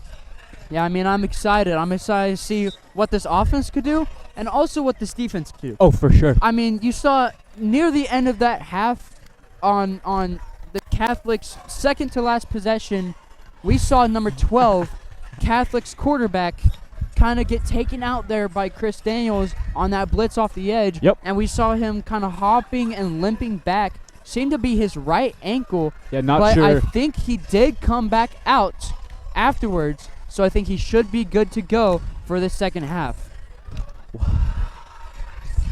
Yeah, it's definitely good to see if you're a Catholic fan to see your star quarterback, if he does get hurt, to be able to come back out. So, yeah, definitely good to see that everybody's staying healthy here in Springfield. Yeah, so far no injuries, and that's the biggest part of the game is making sure that all your guys are healthy, all your guys are ready to go. Obviously, we got some bumps and bruises on the offensive line, but so far, nothing has really hurt the Wolves in terms of injuries, and neither the Springfield Catholic Fighting Irish. Yeah, it would be, I would say it'd be a lot different of a game if the Wolves, if they were fully healthy, but Wolves holding their own here. Got 2 minutes till kickoff here, and the Fighting Irish did defer to the second half, so they will be receiving this ball. Hopefully the Wolves do a little bit of an onside kick, hopefully snuff out any chance of Catholic trying to score on an opening drive here. Yeah, and we just saw Coach Kess, kind of the hype man of this team, lead his team out to the 40-yard line to talk to his team. So you could see that the Wolves have all the momentum in the world. Oh, now for it's sure. up to Springfield to see if they can take that momentum and put it on their side of the field. Hey, great job dancing, everyone. Thank you for dancing along. That was awesome to see. Very good.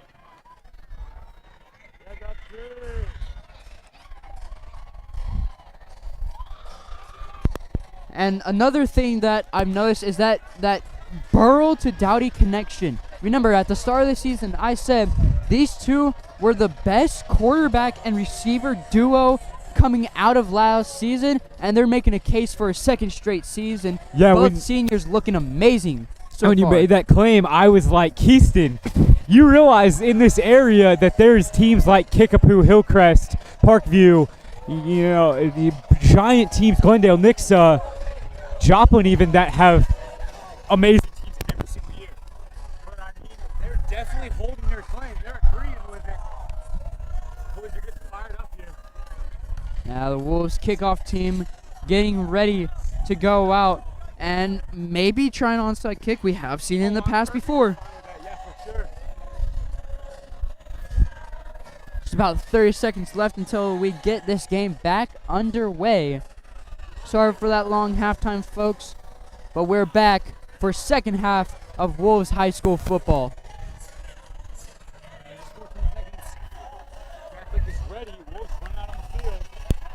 Let's get this started. We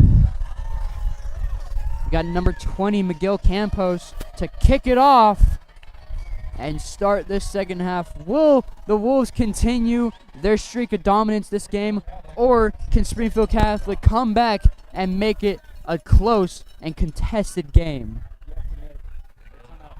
They got this weird heavy set 5 people with their hands just out ready to catch them. I feel like the Wolves will spread out as there's the whistle. And they will. Looking for Miguel to get his foot on the top of the ball. Yep. It's caught. But the Wolves doing a good job to get to the ball, wrap up the ball carrier, and stop them at around the 50-yard line. So still pretty good field position for Springfield Catholic. At about the 47, 48-yard line here. And the Wolves defense last half looked amazing. I mean, there were some times where it looked kind of sketch. It looked like the Catholic offense was ready to strike and score, but the Wolves defense held them in check multiple times. We'll see if they can continue that here in the second half. For sure, definitely. Here we go. Pitch to the outside. A good pitch.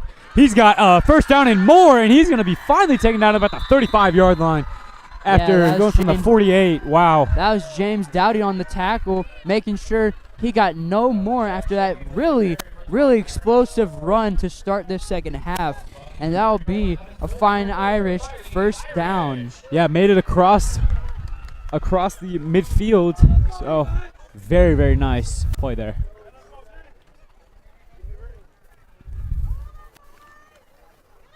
Here you go, Catholic with a quick set. We've seen that a bunch from them so far today. Yeah, another pitch to the outside. This time, though, that was Lucas Wamberger. And that's a great play there. He was up quick, and he was flexing to this Wolves sideline, strutting his stuff, showing that we ain't scared of this Catholic team. Yeah, good work on the tackle there by Wamberger, able to hold the gain to a minimum.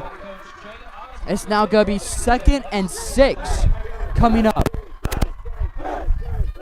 And this sideline's chanting for their defense.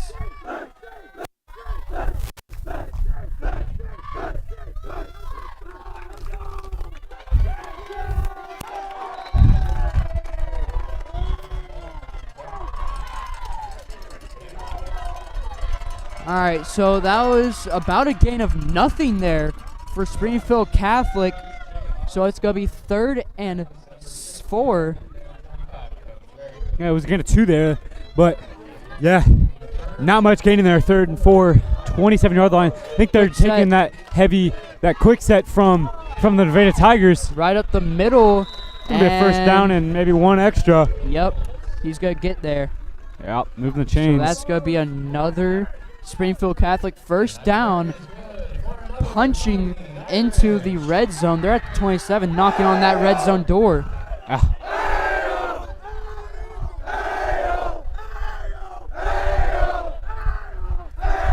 And this Wolves sideline is going berserk for their team right now. Yeah, and with good reason, trying to get these Wolves hyped up and stop this Springfield Catholic, who has 3 men going motion. Quarterback and shotgun, no one there. And just going to throw a screen pass. Yeah, no one home. That's going to be incomplete. So it'll be 2nd and 10 at the 21-yard line. Good job there by Wolves defense to force that incompletion. I saw somebody get in there and tackle the guy right as soon as the ball hit him. Yeah, definitely. Catholics got 2 to our side, 1 in motion. They're going to run a sweep. Another good pitch. Good stiff arm there by Catholic, but ultimately brought down by James Dowdy and Zach Preston. Lost about 3 yards there. Wolves defense able to draw over as they saw that man go in motion. They read it very well. Yeah, so it's like you said, it's going to be 3rd and very long here. It's going to be about 3rd and 12, 3rd and 13, 3rd and 12. Yeah, the defense chance by the Wolves sideline, getting these boys hyped up. Quarterback could drop back. He's got plenty of time. And it's tipped up. Oh! And that was almost intercepted by Keegan Fish, the sophomore. But still, as it is, it's an incompletion, and it's 4th and 12. I believe the kicking, possibly. That's a 34, looking at possibly. Yeah, you're looking at even About possibly even closer to a 40-yard kick. Yep. But he's going to try. Let's see if this kicker has the leg and has the accuracy. Snap is good. Hold is good. It's up, It's and it's way not going wide. to get there. I'm surprised they didn't put a man in the back to maybe catch it and run, but nope. Good stop there by the Wolves, and they're right back on offense looking to pounce. Showing our defense is not scared, showing them we're ready. Yeah, that field goal try just wasn't able to get there. It was maybe a little too high and not enough power to get through the uprights, and it was way right anyways. Yeah. But respect for at least trying. Yeah. So Burrow in this shotgun, running back to his left. That's Bolin. Bolin's going to get the carry. Bolin's going to bounce to the outside and gets tackled for maybe around a gain of 1 or 2. Had Devin Hartsfield on his right, walking for him, but a man was able to come around. Yeah, Keeson, here's something interesting about kicking. They found the optimal launch angle and the where you should hit up from the ground on the football to get the most distance. That's something crazy that kickers of all players put that much into it. And there's a good pass there by James Dowdy. Dowdy's going to get to the outside, and another flag on the play as James Dowdy goes out of bounds. That could be another holding call on this offense.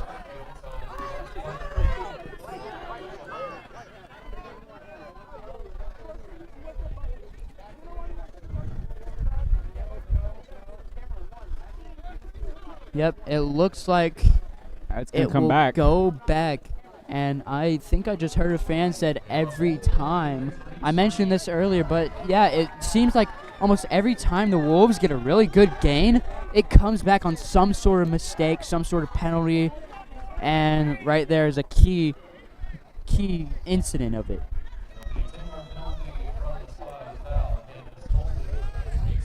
Yep, holding against Reed Spring. It will be 10 yards from the spot of the foul, so it will be 2nd and 9. The foul came, that will be 2nd and around 5 or 6. Yep, 2nd and 6. Burrow in shotgun. And Chase goes straight up the middle. And he's fighting for every yard, and he's definitely got a first down there. Good gain there by Bolin to fight for that first down. And Reed Spring now at the 36, starting to get back on their feet after that penalty.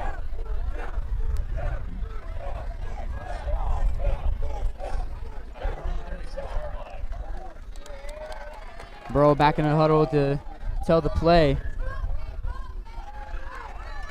Bolin is to his left. Dowdy and Preston out to the right. Flip motions. Mitchell to the left. Burrow's just going to flush outside the pocket, looking to throw, fires Finds it. James Dowdy. That's in. And a corner said no, but he says it was in just barely. It looked very nice play there by James. Good work there by Burrow on the improvision.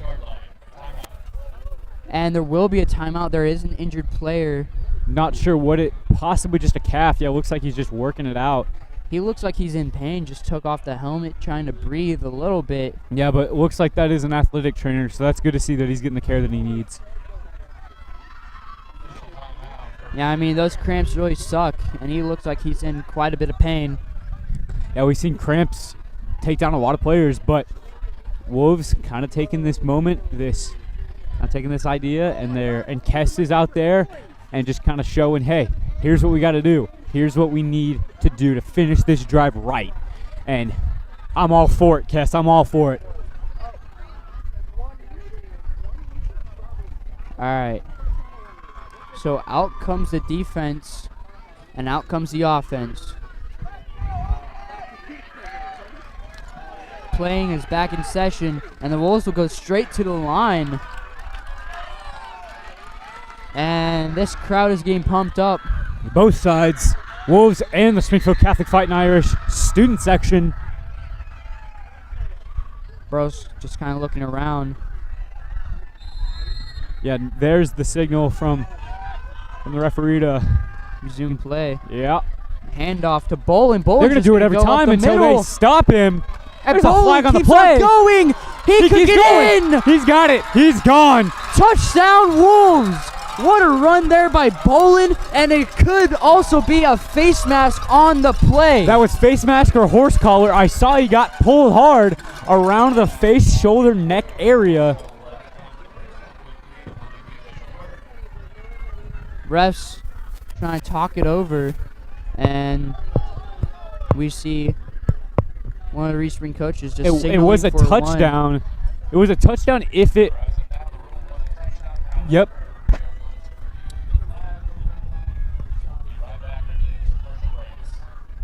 Gagel is. So Gagel's calling it a touchdown. I believe it was a touchdown. There was a lot of pulling right there where Jace was, but that flag could have been for another. I'm not sure. Yeah, the refs are kind of just discussing it over. Face Personal mask. foul on the defense. There Touchdown stands. Yep. Touchdown Wolves. Wolves 20-0. Catholic keeping that big old goose egg. Wolves going to go for another point after attempt here. I mean, just an absolute power run by Bolin there to get into the end zone despite the face mask, despite the personal foul. And here comes Campos to kick it through the uprights, and it's another high snap. Dali's going to throw it. Oh, it's an interception, and they're going to try and run it. And the refs are just going to call it dead. Yeah. The refs call it dead. He was gone. I don't know how they would score that. I don't know if that would be a touchdown. I'm not sure. But I'm pretty sure the Fine Irish are not happy with that call to just suspend the play, let it go down. But I'm pretty sure that's in the rule book. If a turnover is caused on the 2-point conversion, it's play dead. Yep. You can't return it for a safety or anything. No, in field goals, it's a little bit different because you can see if it's a really long field goal, and they have somebody standing in the back waiting if they could catch it and try and run it out for a touchdown. But something I would like to say, Jace Bowen is listed at 5'7", 160. That's not a huge kid, but we just saw that he can do insane, I mean, he may not have almost the height. inhuman. He may not have the height, nor he may not have the weight. But he definitely has the speed. He has the speed, he has the power, the grit, and, I mean, those legs are like pistons, just running and running and running. When they get firing on all cylinders, they are ready. And here's where... What? Oh, my. So this is where it's going to be kicked off from. It's going to be kicked off from the 45-yard line. So because of the face mask penalty, it will be moved up 15 yards. Yeah, the touchdown counts, but it's going to be moved up 15 yards. So Miguel, I would say, if I'm a coach, would say onside kick. Really? I like mean, that. See, the thing is here with the onside kick, even if they recover it, they don't get that great field position. Yeah. I mean, they get it at around the 30, maybe the 35. Put a good boot in it. Put him at the back of the end zone, or maybe even touchback at 20 yards, and he's going to put a good boot into it. And it's going to be fielded by Catholic, and he's just going to be swarmed. Yeah, at about the 15-yard line. Yeah, good play there by the Wolves. Just kind of seeing either we can get the ball back and we have great field coverage, or we can know we're going to give them terrible field position. And that's what we go for here. And, I mean, I feel like the Wolves, they trust their defense enough to go back out there and stop this Irish team. Remember, they've held them scoreless all game so far, and there's 7.5 minutes left in the third. Completely scoreless all game long. So, yeah, I would say they definitely trust their defense to stop them and make them punt. And then we get excellent field position. Catholics, I thought they were going to air it up. They're going to go with a pitch, and he was taken down decisively thereby. That's Daniel Fiflet. Is it? No, that's number 19, Keegan Fish. That's the sophomore who's filling in that bit of a role, sliding people around. He's filling in for, I believe, Jaden being out. But nonetheless, amazing play there by Amazing Keegan. play. So we got official timeout. Wolves Just are gonna give the team some time to take a quick water break, take some time to talk over. What do you think, the coaches are saying to the defense coming up here? Coach, you're definitely saying keep the foot on the gas. If it's second and 12 ball on the 16-yard line, they're definitely going to want to air it out, but you can't air it out too much, because then if you get your quarterback pushed back and he gets sacked, you're sitting at the 8, 7, maybe even 6-yard line. So I'd say blitz and blitz hard. Have a couple safeties, stay back a little bit, play a little float, but stay home, stay true and stay home, and blitz hard if we call it. I feel like if we definitely blitz, we have the cornerbacks to play that man coverage to cover those receivers just in case if it is a pass. The slight chance it is a pass, because, Catholic have passed a few times, but all in all, those passes haven't really gone anywhere so far today because of the amazing coverage by the Wolves defense. Yeah, our two cornerbacks last year were Addison Abshire and Trayson Cobb, stellar cornerbacks. Both of them graduated. Yep, Zach Preston and Cayman Hutchison are not in Addison Abshire or Trayson Cobb, but man, are they filling that hole, and they're filling that position as well as they can. Very much well. They're filling it very well. And Catholics, I don't know, the referee's talking to somebody. Looks like coaches, the Catholic head coach, I believe, and a referee is talking. So we're just sitting around. I don't know what's going on. Oh, one of the refs was, I believe, getting a water or something. Here he comes back on the field.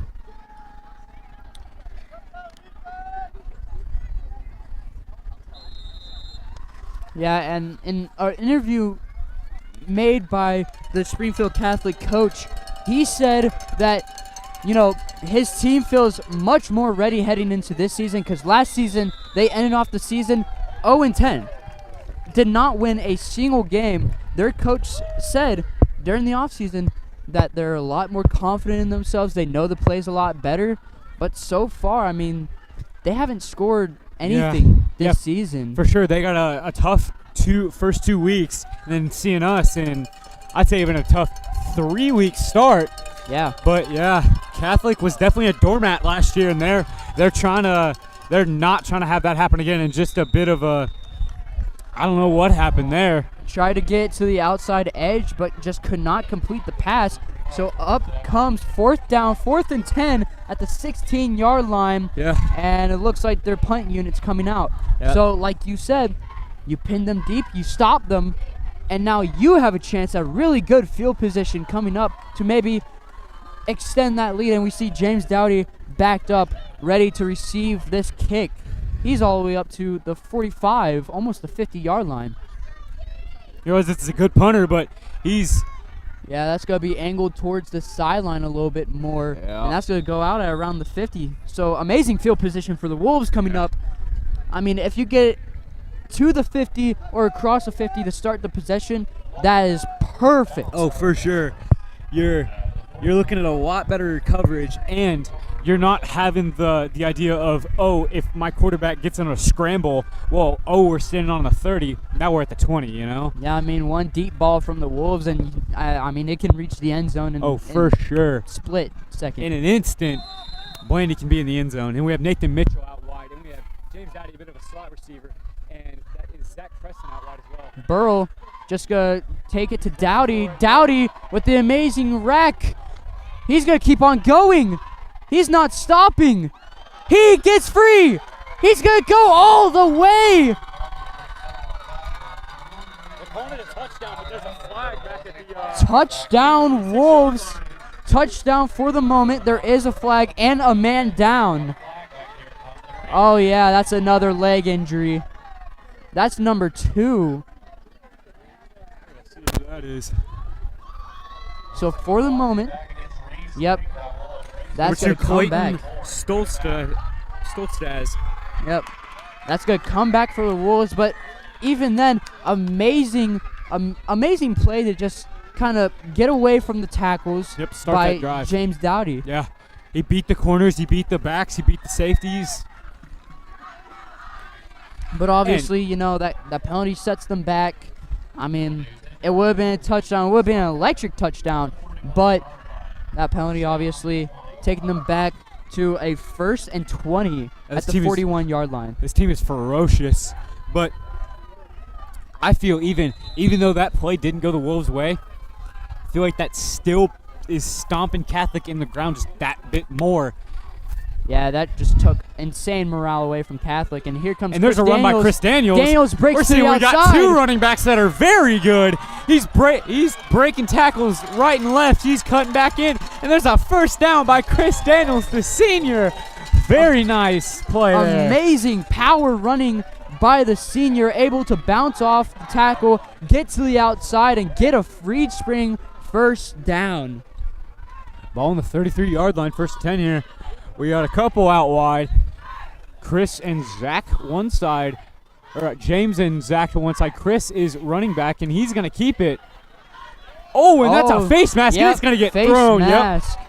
You could see his face get pulled. 3 flags on that play, all for the face mask. That was obvious. You could just see him. Yeah, I don't know if there's a more textbook face mask. I mean, man. I'm glad he's okay. Because that could definitely end in some bad neck problems. But do something to the neck. But thankfully he's okay. He kept on running, and that's going to be an extra 15 yards on top of the gain. And a first down.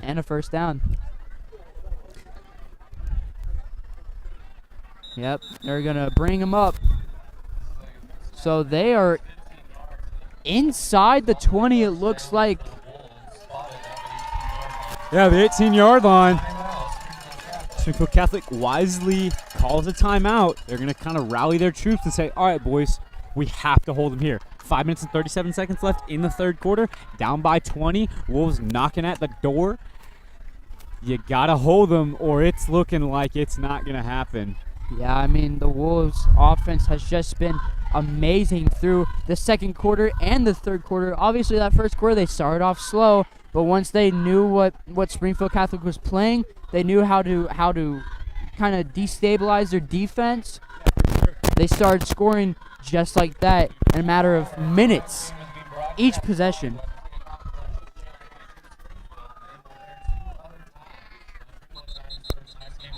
So Springfield Catholic now has 2 timeouts for the half. Reed Spring still has all 3 of theirs. Yeah, and I would like to say that if we score again, if we do get a 2-point conversion here, and we're going to hand it off again to Chris Daniels. Chris Daniels finds the outside. It's not going to be a first down. There's another flag. I'm not sure what it's on.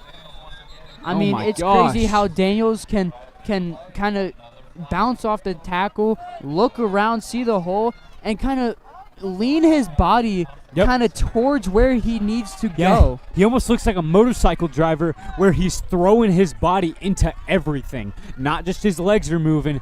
The whole torso and the legs is a full package. And it's going to be another face mask penalty. Oh my That's going to bring the Wolves up to inside the 5-yard line. I believe that it's going to bring him to the 3.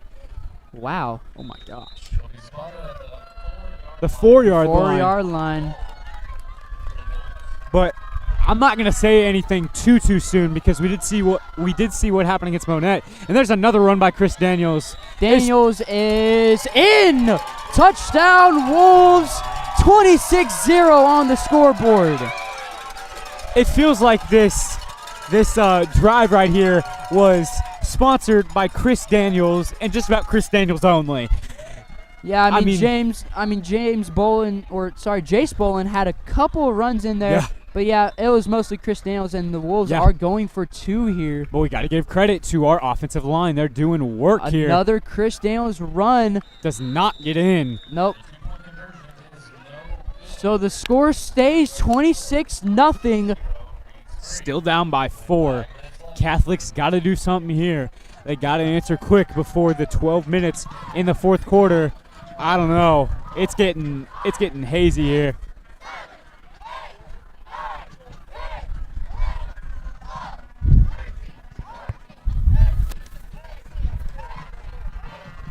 And the cheerleaders and the Reed Springs side of the field is just going electric right now. They are elated over what's going on here. The cheerleading doing the signature kicks. So 13 for each leg. As Wolves keep the foot on the gas. I would not want to be a Wolves cheerleader having to do that many leg kicks. Yeah, but I would love to. I am a Wolves fan. It's great to be a Wolves fan right now. Yeah, for sure. I mean, after last week, that devastating loss to Nevada, that 46-19 loss to Nevada, and now we finally exact our revenge on Springfield Catholic. It's 26-0. We've held them scoreless all game. Yeah. Let's talk with Coach Godsey as well.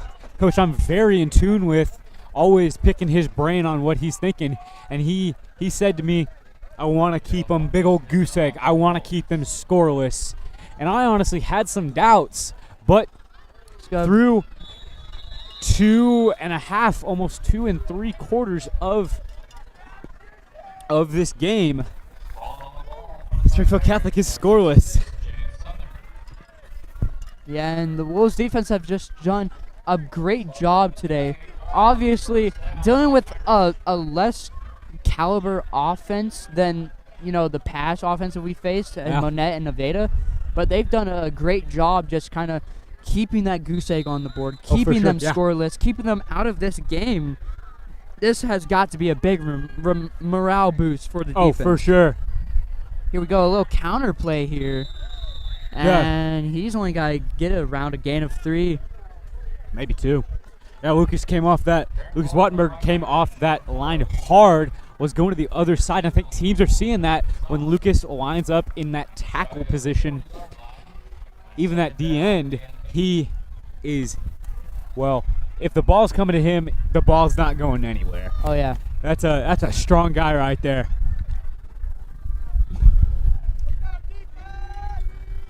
So here we go. Catholic in shotgun, just going to run it outside.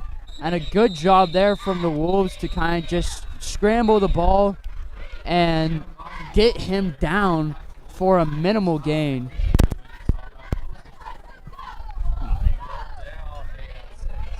So a gain of only 2 there. It was 2nd and 8, now 3rd and 6 coming up for Springfield Catholic. Yeah, number 10, Sam Boston, a freshman, making some time here in the game. Thanks, man. All right, so you got 2 out to the left. Looks to be none out to the right. 3rd and 8 here. You do have 1 in motion coming around, and he is going to throw to a tight end. Screen. Oh, my.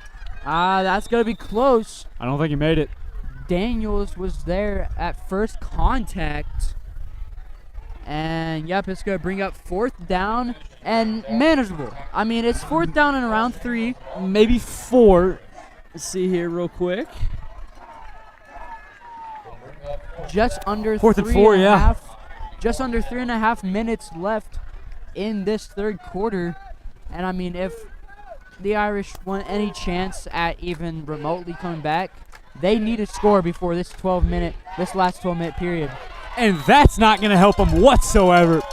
That's James Dowdy in the backfield to tackle the runner, and the Wolves offense will take over at around the 45-yard line. What a play there by James Dowdy. Yeah, it was James Dowdy, and I would say he was leading a pack of Wolves there.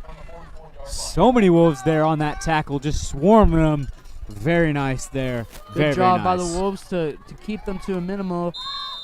Keen Fish coming off the field here as the offense comes on. A little bit of a low snap. Hands it off to Jace. Nice. Jace has the outside. He's got it outside.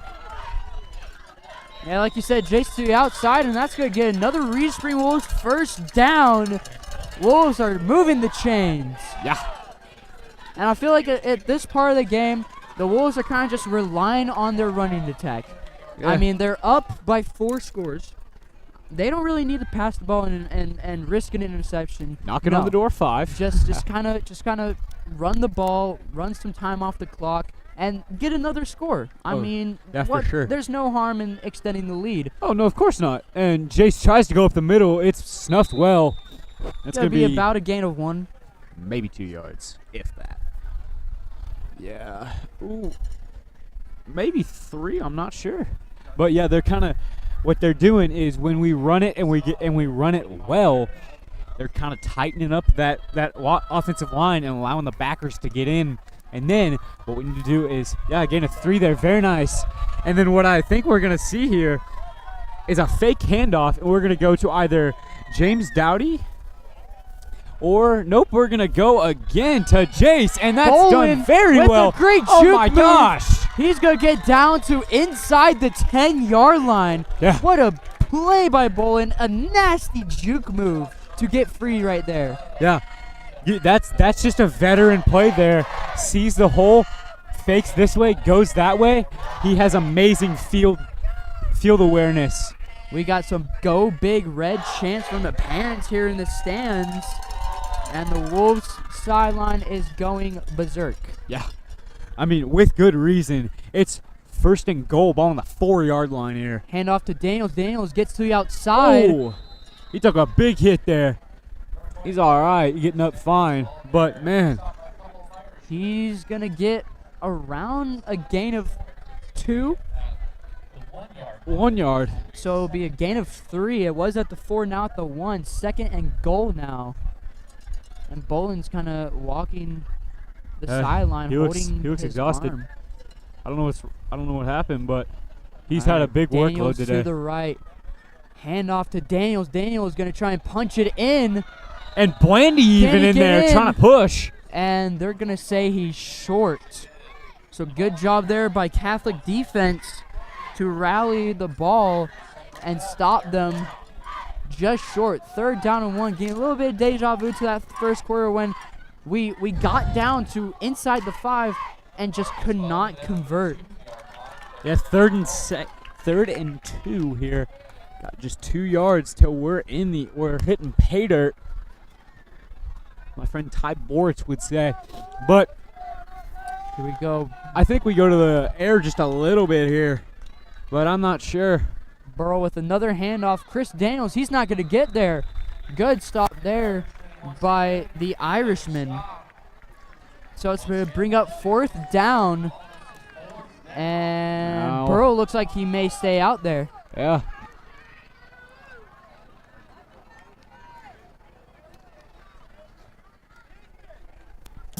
And there's some possibly some ideas of kicking it, but ball is at the 2-yard line. This is the end of the third quarter. Wolves 26, Fighting Irish 0. We will be right back after this short commercial break.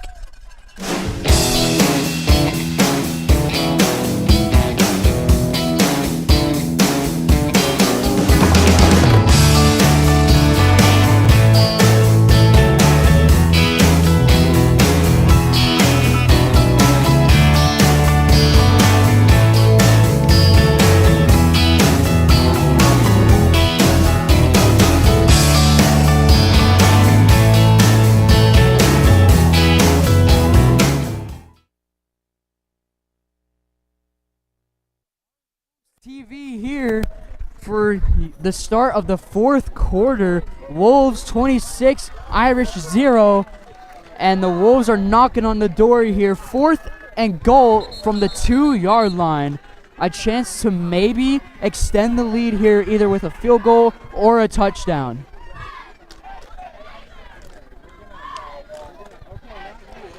We got the Wolves sideline here. Definitely seeing a wealth of players. Definitely to be coming up next year as we lose a lot of seniors. All right, out comes the offense. Yep. Look to be going for it. Blaney Burrow is out there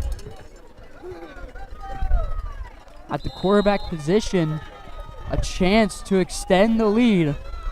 Burrow with the snap. He's going to go outside. He's going to take it himself. And he's going to get And he's got it. in.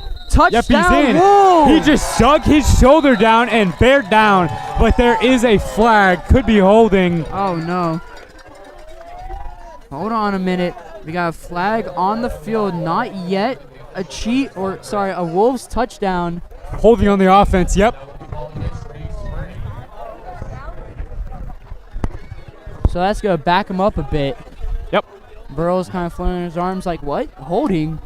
I didn't see a holding. I believe that's why Blandy may have had just a little bit of extra time to come around that side, because you didn't have the defensive line pushing on the other side coming around the backfield.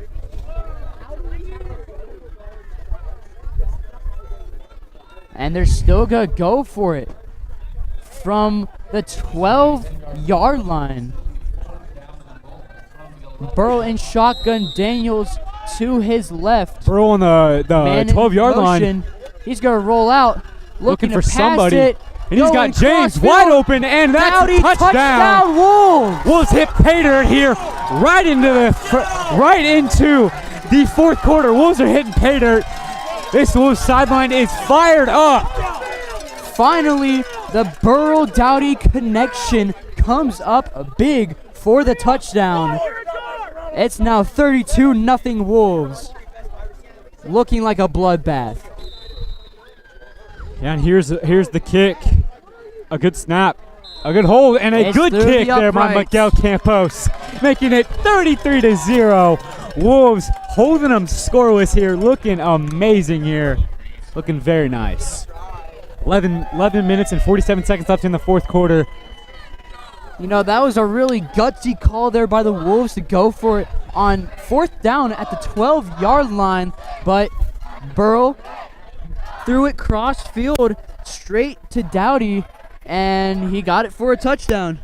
Yeah, it was a gutsy call, definitely. Houston, very gutsy call, but Wolves, a gutsy team. They know what they're dealing with, and they know what they can do it. All right, so the Wolves going to come out for the kickoff, and the Wolves section over here in Springfield Catholic is going wild.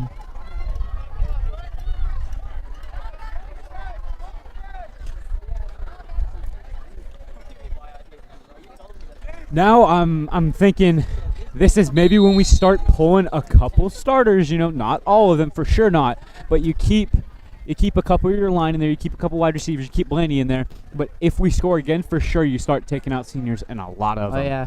And here we go. It's just going to be a normal squib kick, and it's going to go out of bounds. And that's going to be a flag for a flag because it was kicked out of bounds, yeah. So.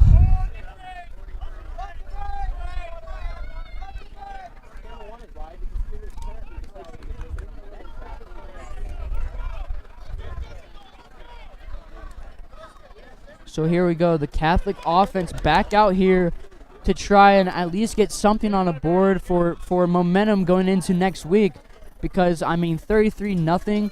There's still 11 minutes. Obviously, there's a chance they can come back, but the way this defense have been playing, the way this offense has been playing, it's not very likely. But again, there is a chance. We saw just a couple weeks ago with Monette, they were down, 30-something to 7, and Monette came back and almost tied up the game. Yeah, they weren't even looking to tie it up. They were looking to win that game. And a stop and play. We got a timeout by Springfield Catholic, so that will be their second timeout of the half. Just one left. That definitely could be something that they want if they try and make a run here against the Wolves. Yeah, maybe there's just a offensive miscommunication there. Yeah. So far, almost nothing has been going right for Catholic. Yeah. They had that amazing defensive stand, those amazing defensive stands in that first quarter, but ever since then, the Wolves offense has adjusted, the Wolves defense has adjusted, and they've blown them out the water through these past 2 other quarters. Yeah, the first quarter was definitely the Catholic strong suit. It was big for them, but now not looking so good for Catholic Fighting Irish. Wolves are playing to their advantage, playing to Catholic's disadvantage, very much so here.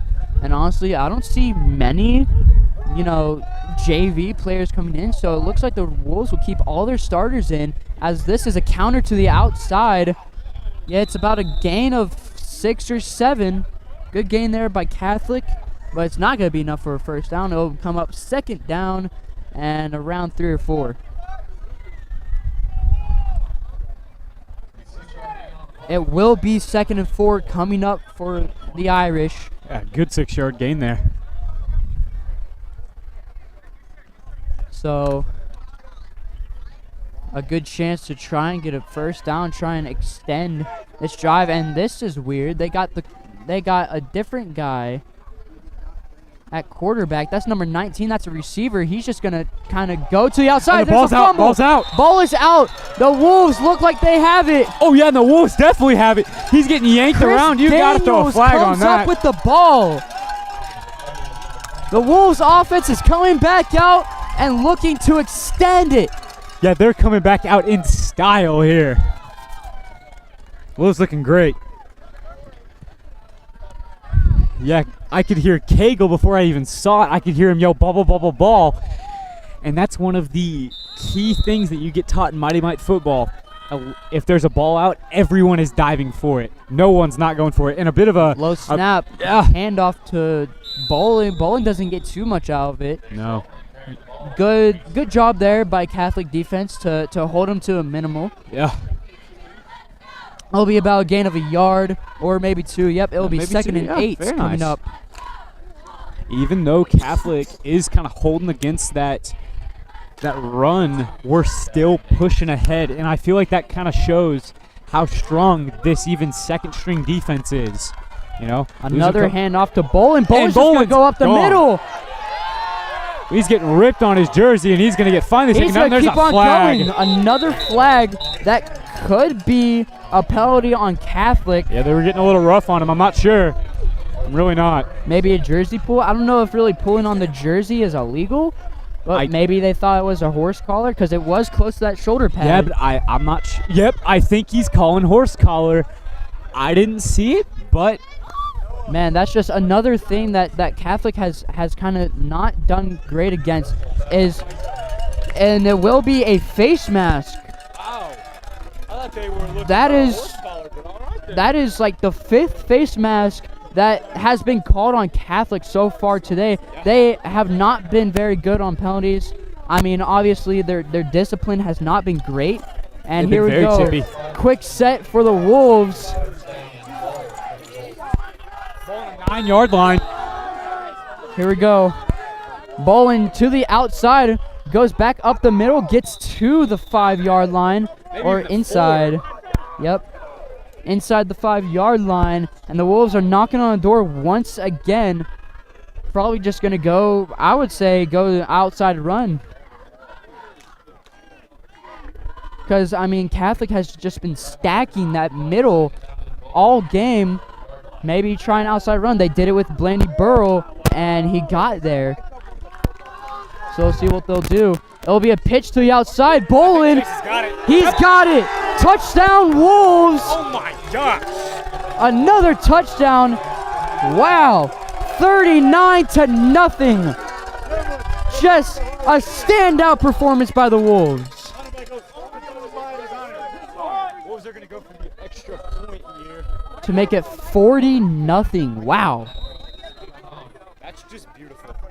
That's beautiful. It's great to see as a Wolves fan. The snap, kick is up. It is good. Yep. As you said, 42, and I love this detail. A big old goose egg. Nothing for the Irish.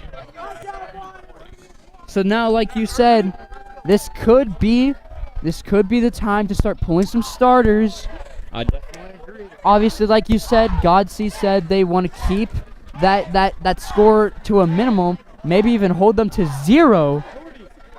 But I mean, sometimes sacrificing those starting players isn't a good thing either. Oh, for sure not. No, because we got a big matchup at home, homecoming against Hollister, and then we go on the road 2 weeks in a row to Marshfield. I'm not sure how they look. And Seneca. Seneca, that's going to be a big game. I feel like that will decide that game.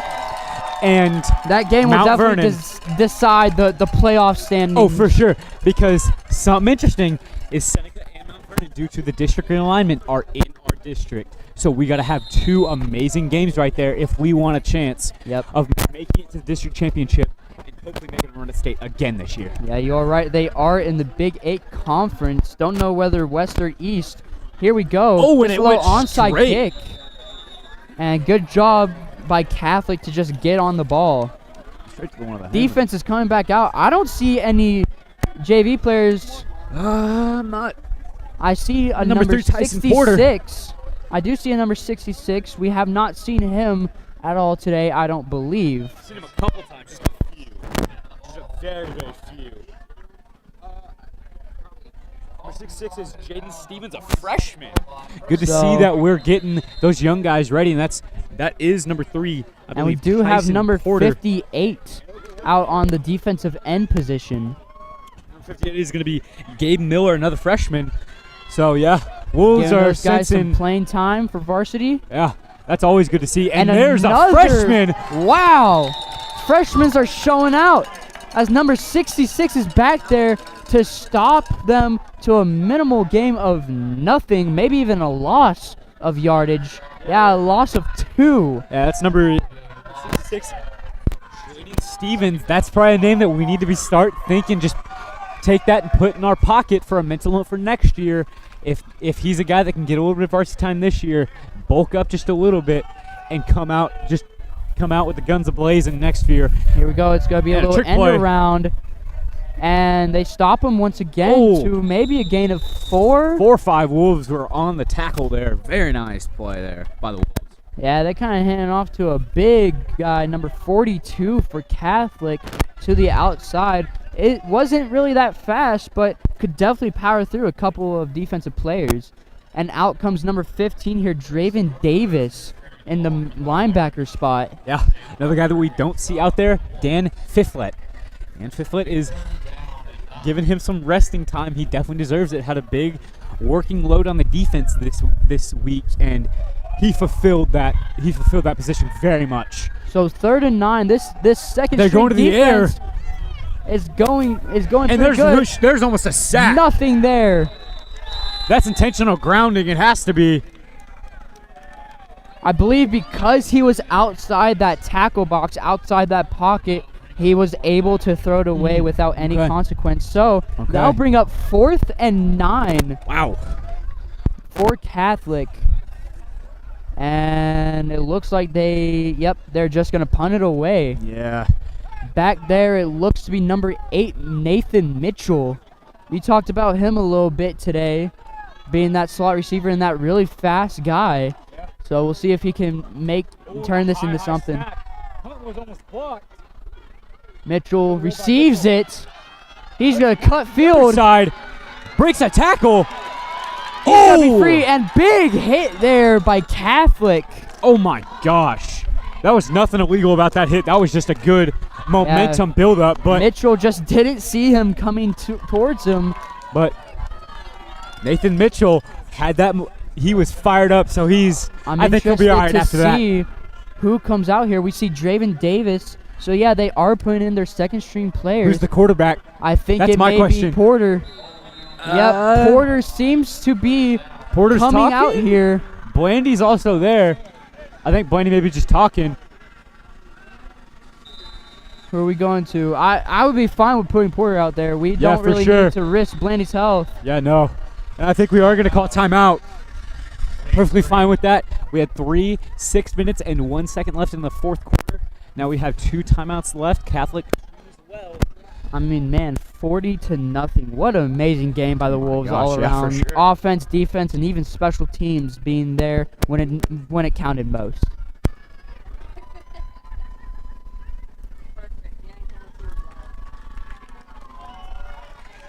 Yeah, ball on the 29-yard line.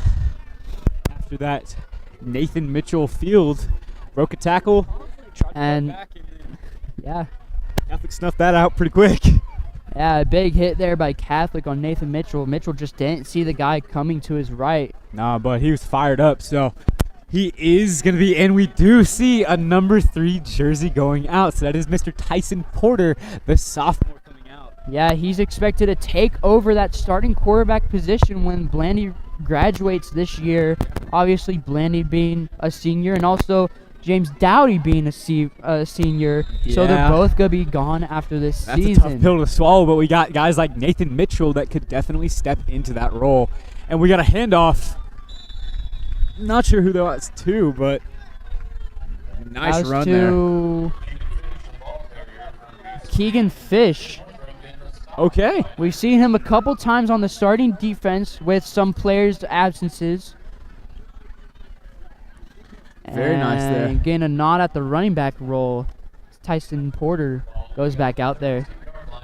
I feel like, I don't know, the second string offense might be a little bit more determined to score points than the first string offense because, I mean, they want that varsity play time. Oh, for sure. And it'll be cool to kind of, say, hey, I scored a touchdown in varsity. Oh. That's number 22 on the carry. Good run there. That's going to get him close to the first down marker. And it will be a Reed Spring first down. Yeah, that's going to be number 22, Wyatt McVeigh, a junior on this team, along with Jace Bolin. Yeah, they will definitely be stepping into that role. Hopefully Wyatt can kind of... And Wyatt's going to get another handoff, and he's got a bit of a hole. He's got a big hole. He's got one man to beat. He's going. He's got one. He's going. But he's gone. Touchdown, Wolves. That's Wyatt McVeigh, the junior, off of two insane plays right there.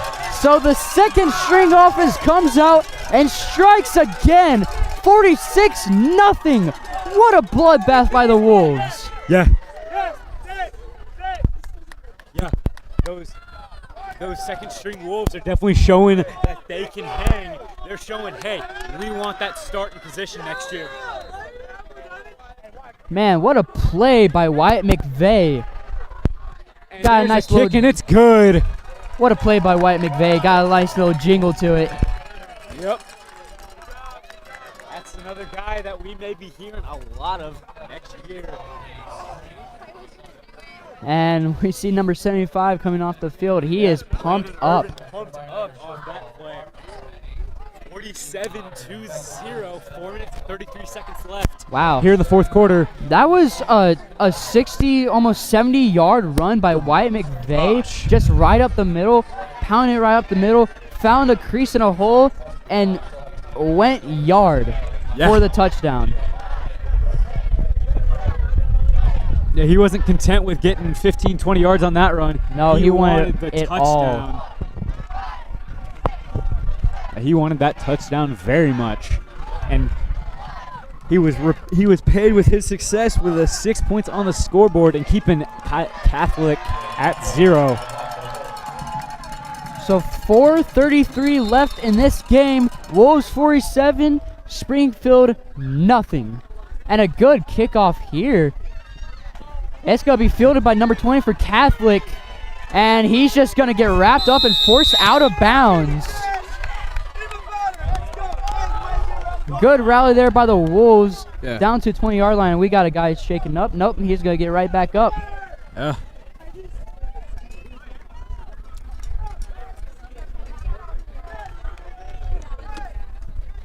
So just over 4 minutes, coming down to a 4-minute time at the end of this game, and the Irish are going to try and come out, try and get something on board, just for a little bit of momentum going into the next game. Yeah, we do have Bobby Carlisle, who was not on the defense, but is stepping in, and we do have, so we got a couple good guys in here, a couple young guys, but hopefully gonna strut their stuff here. Quarterback. Here we go. It's just going to be a toss to the outside. He stepped out of bounds right there. Out of bounds. Oh, there's a flag on the play. Not sure what that was on. Wow. Officials do not look happy. So after this game, it looks like Springfield Catholic will face the Aurora Hound Dogs at Aurora. That's not going to be an easy game whatsoever. Oh, no. I mean, last year, the Wolves did beat Aurora a good bit, but Aurora has definitely stepped up their game since then. 15 yards will be moved up. I don't know why that was called. They were fighting each other at the end as well, both, but so they call it. Another Fighting Irish first down, just under 3 minutes coming into this game, and I'm hearing Coyle's name being called. I believe that's Braden Coyle. Ooh. And a good stop there by the defense. Yeah, very nice stop there. So yeah, we hear Godsey yelling Nathan Coyle's name. He's a defensive end, I think. I talked to his brother Hayden before the game. I'm like, Hayden, how do you feel about your brother's play as a football player? And Hayden's like, man, he's a tough, hard-nosed kid. He loves to hit. He just loves the game of football all in general. Yeah, that's definitely good to hear. You got a good freshman class and even a good sophomore class that's coming up. That is definitely going to be stepping into a more leadership role. The quarterback keeps it, but the Wolves are right there. It ain't going to go nowhere. So under 2 minutes now, 1:40 left in this game, and Springfield Catholic's just looking to run down the clock. It's 3rd and 9.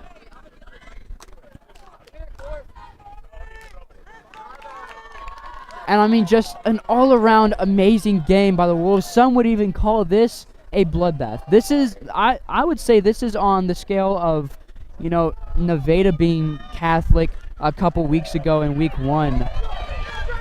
And here's a handoff to the running back. Doesn't get a gain of much. It's going to come up 4th down and 10. Yeah, Draven Peters there was on the tackle. Maybe just pushing out just a little bit, but he was there.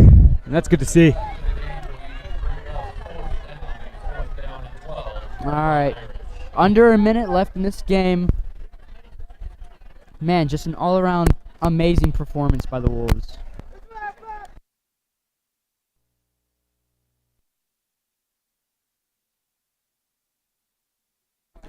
So here we go. Quarterback in a shotgun. That's not. They're punting. Oh, that's not a shotgun. Sorry. That's a long shotgun and almost blocked, but it turns over well. And it's just going to stop, and Catholic's just going to pick it up. My fault, everyone. I was looking towards the two players close to the center. Yeah, the two punter blocks. And that's the game. It's being cowbells are ringing, and there's only 7 seconds.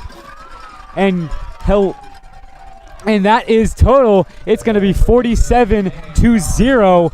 Decisive win from the Reed Spring Wolves. Keyston, what are your final thoughts on this game? I mean, starting off this game, the Wolves, they looked a little slow on offense. Yeah. It took them a minute to get to their regular shape, their regular form. But once that second quarter hit, they started just absolutely scoring after score after score after score. Yep. And they looked amazing throughout the rest of the game. Just a great all-around game by the Wolves. Yeah, definitely. When we saw that second string definitely step up throughout the game, and then towards the end, it was an amazing second string play. So, amazing play by the Wolves. Good win against Catholic after coming off a tough game against Nevada. We will be at home for homecoming against Hollister next Friday here on RS Wolves TV. Have a good evening, ladies and gentlemen.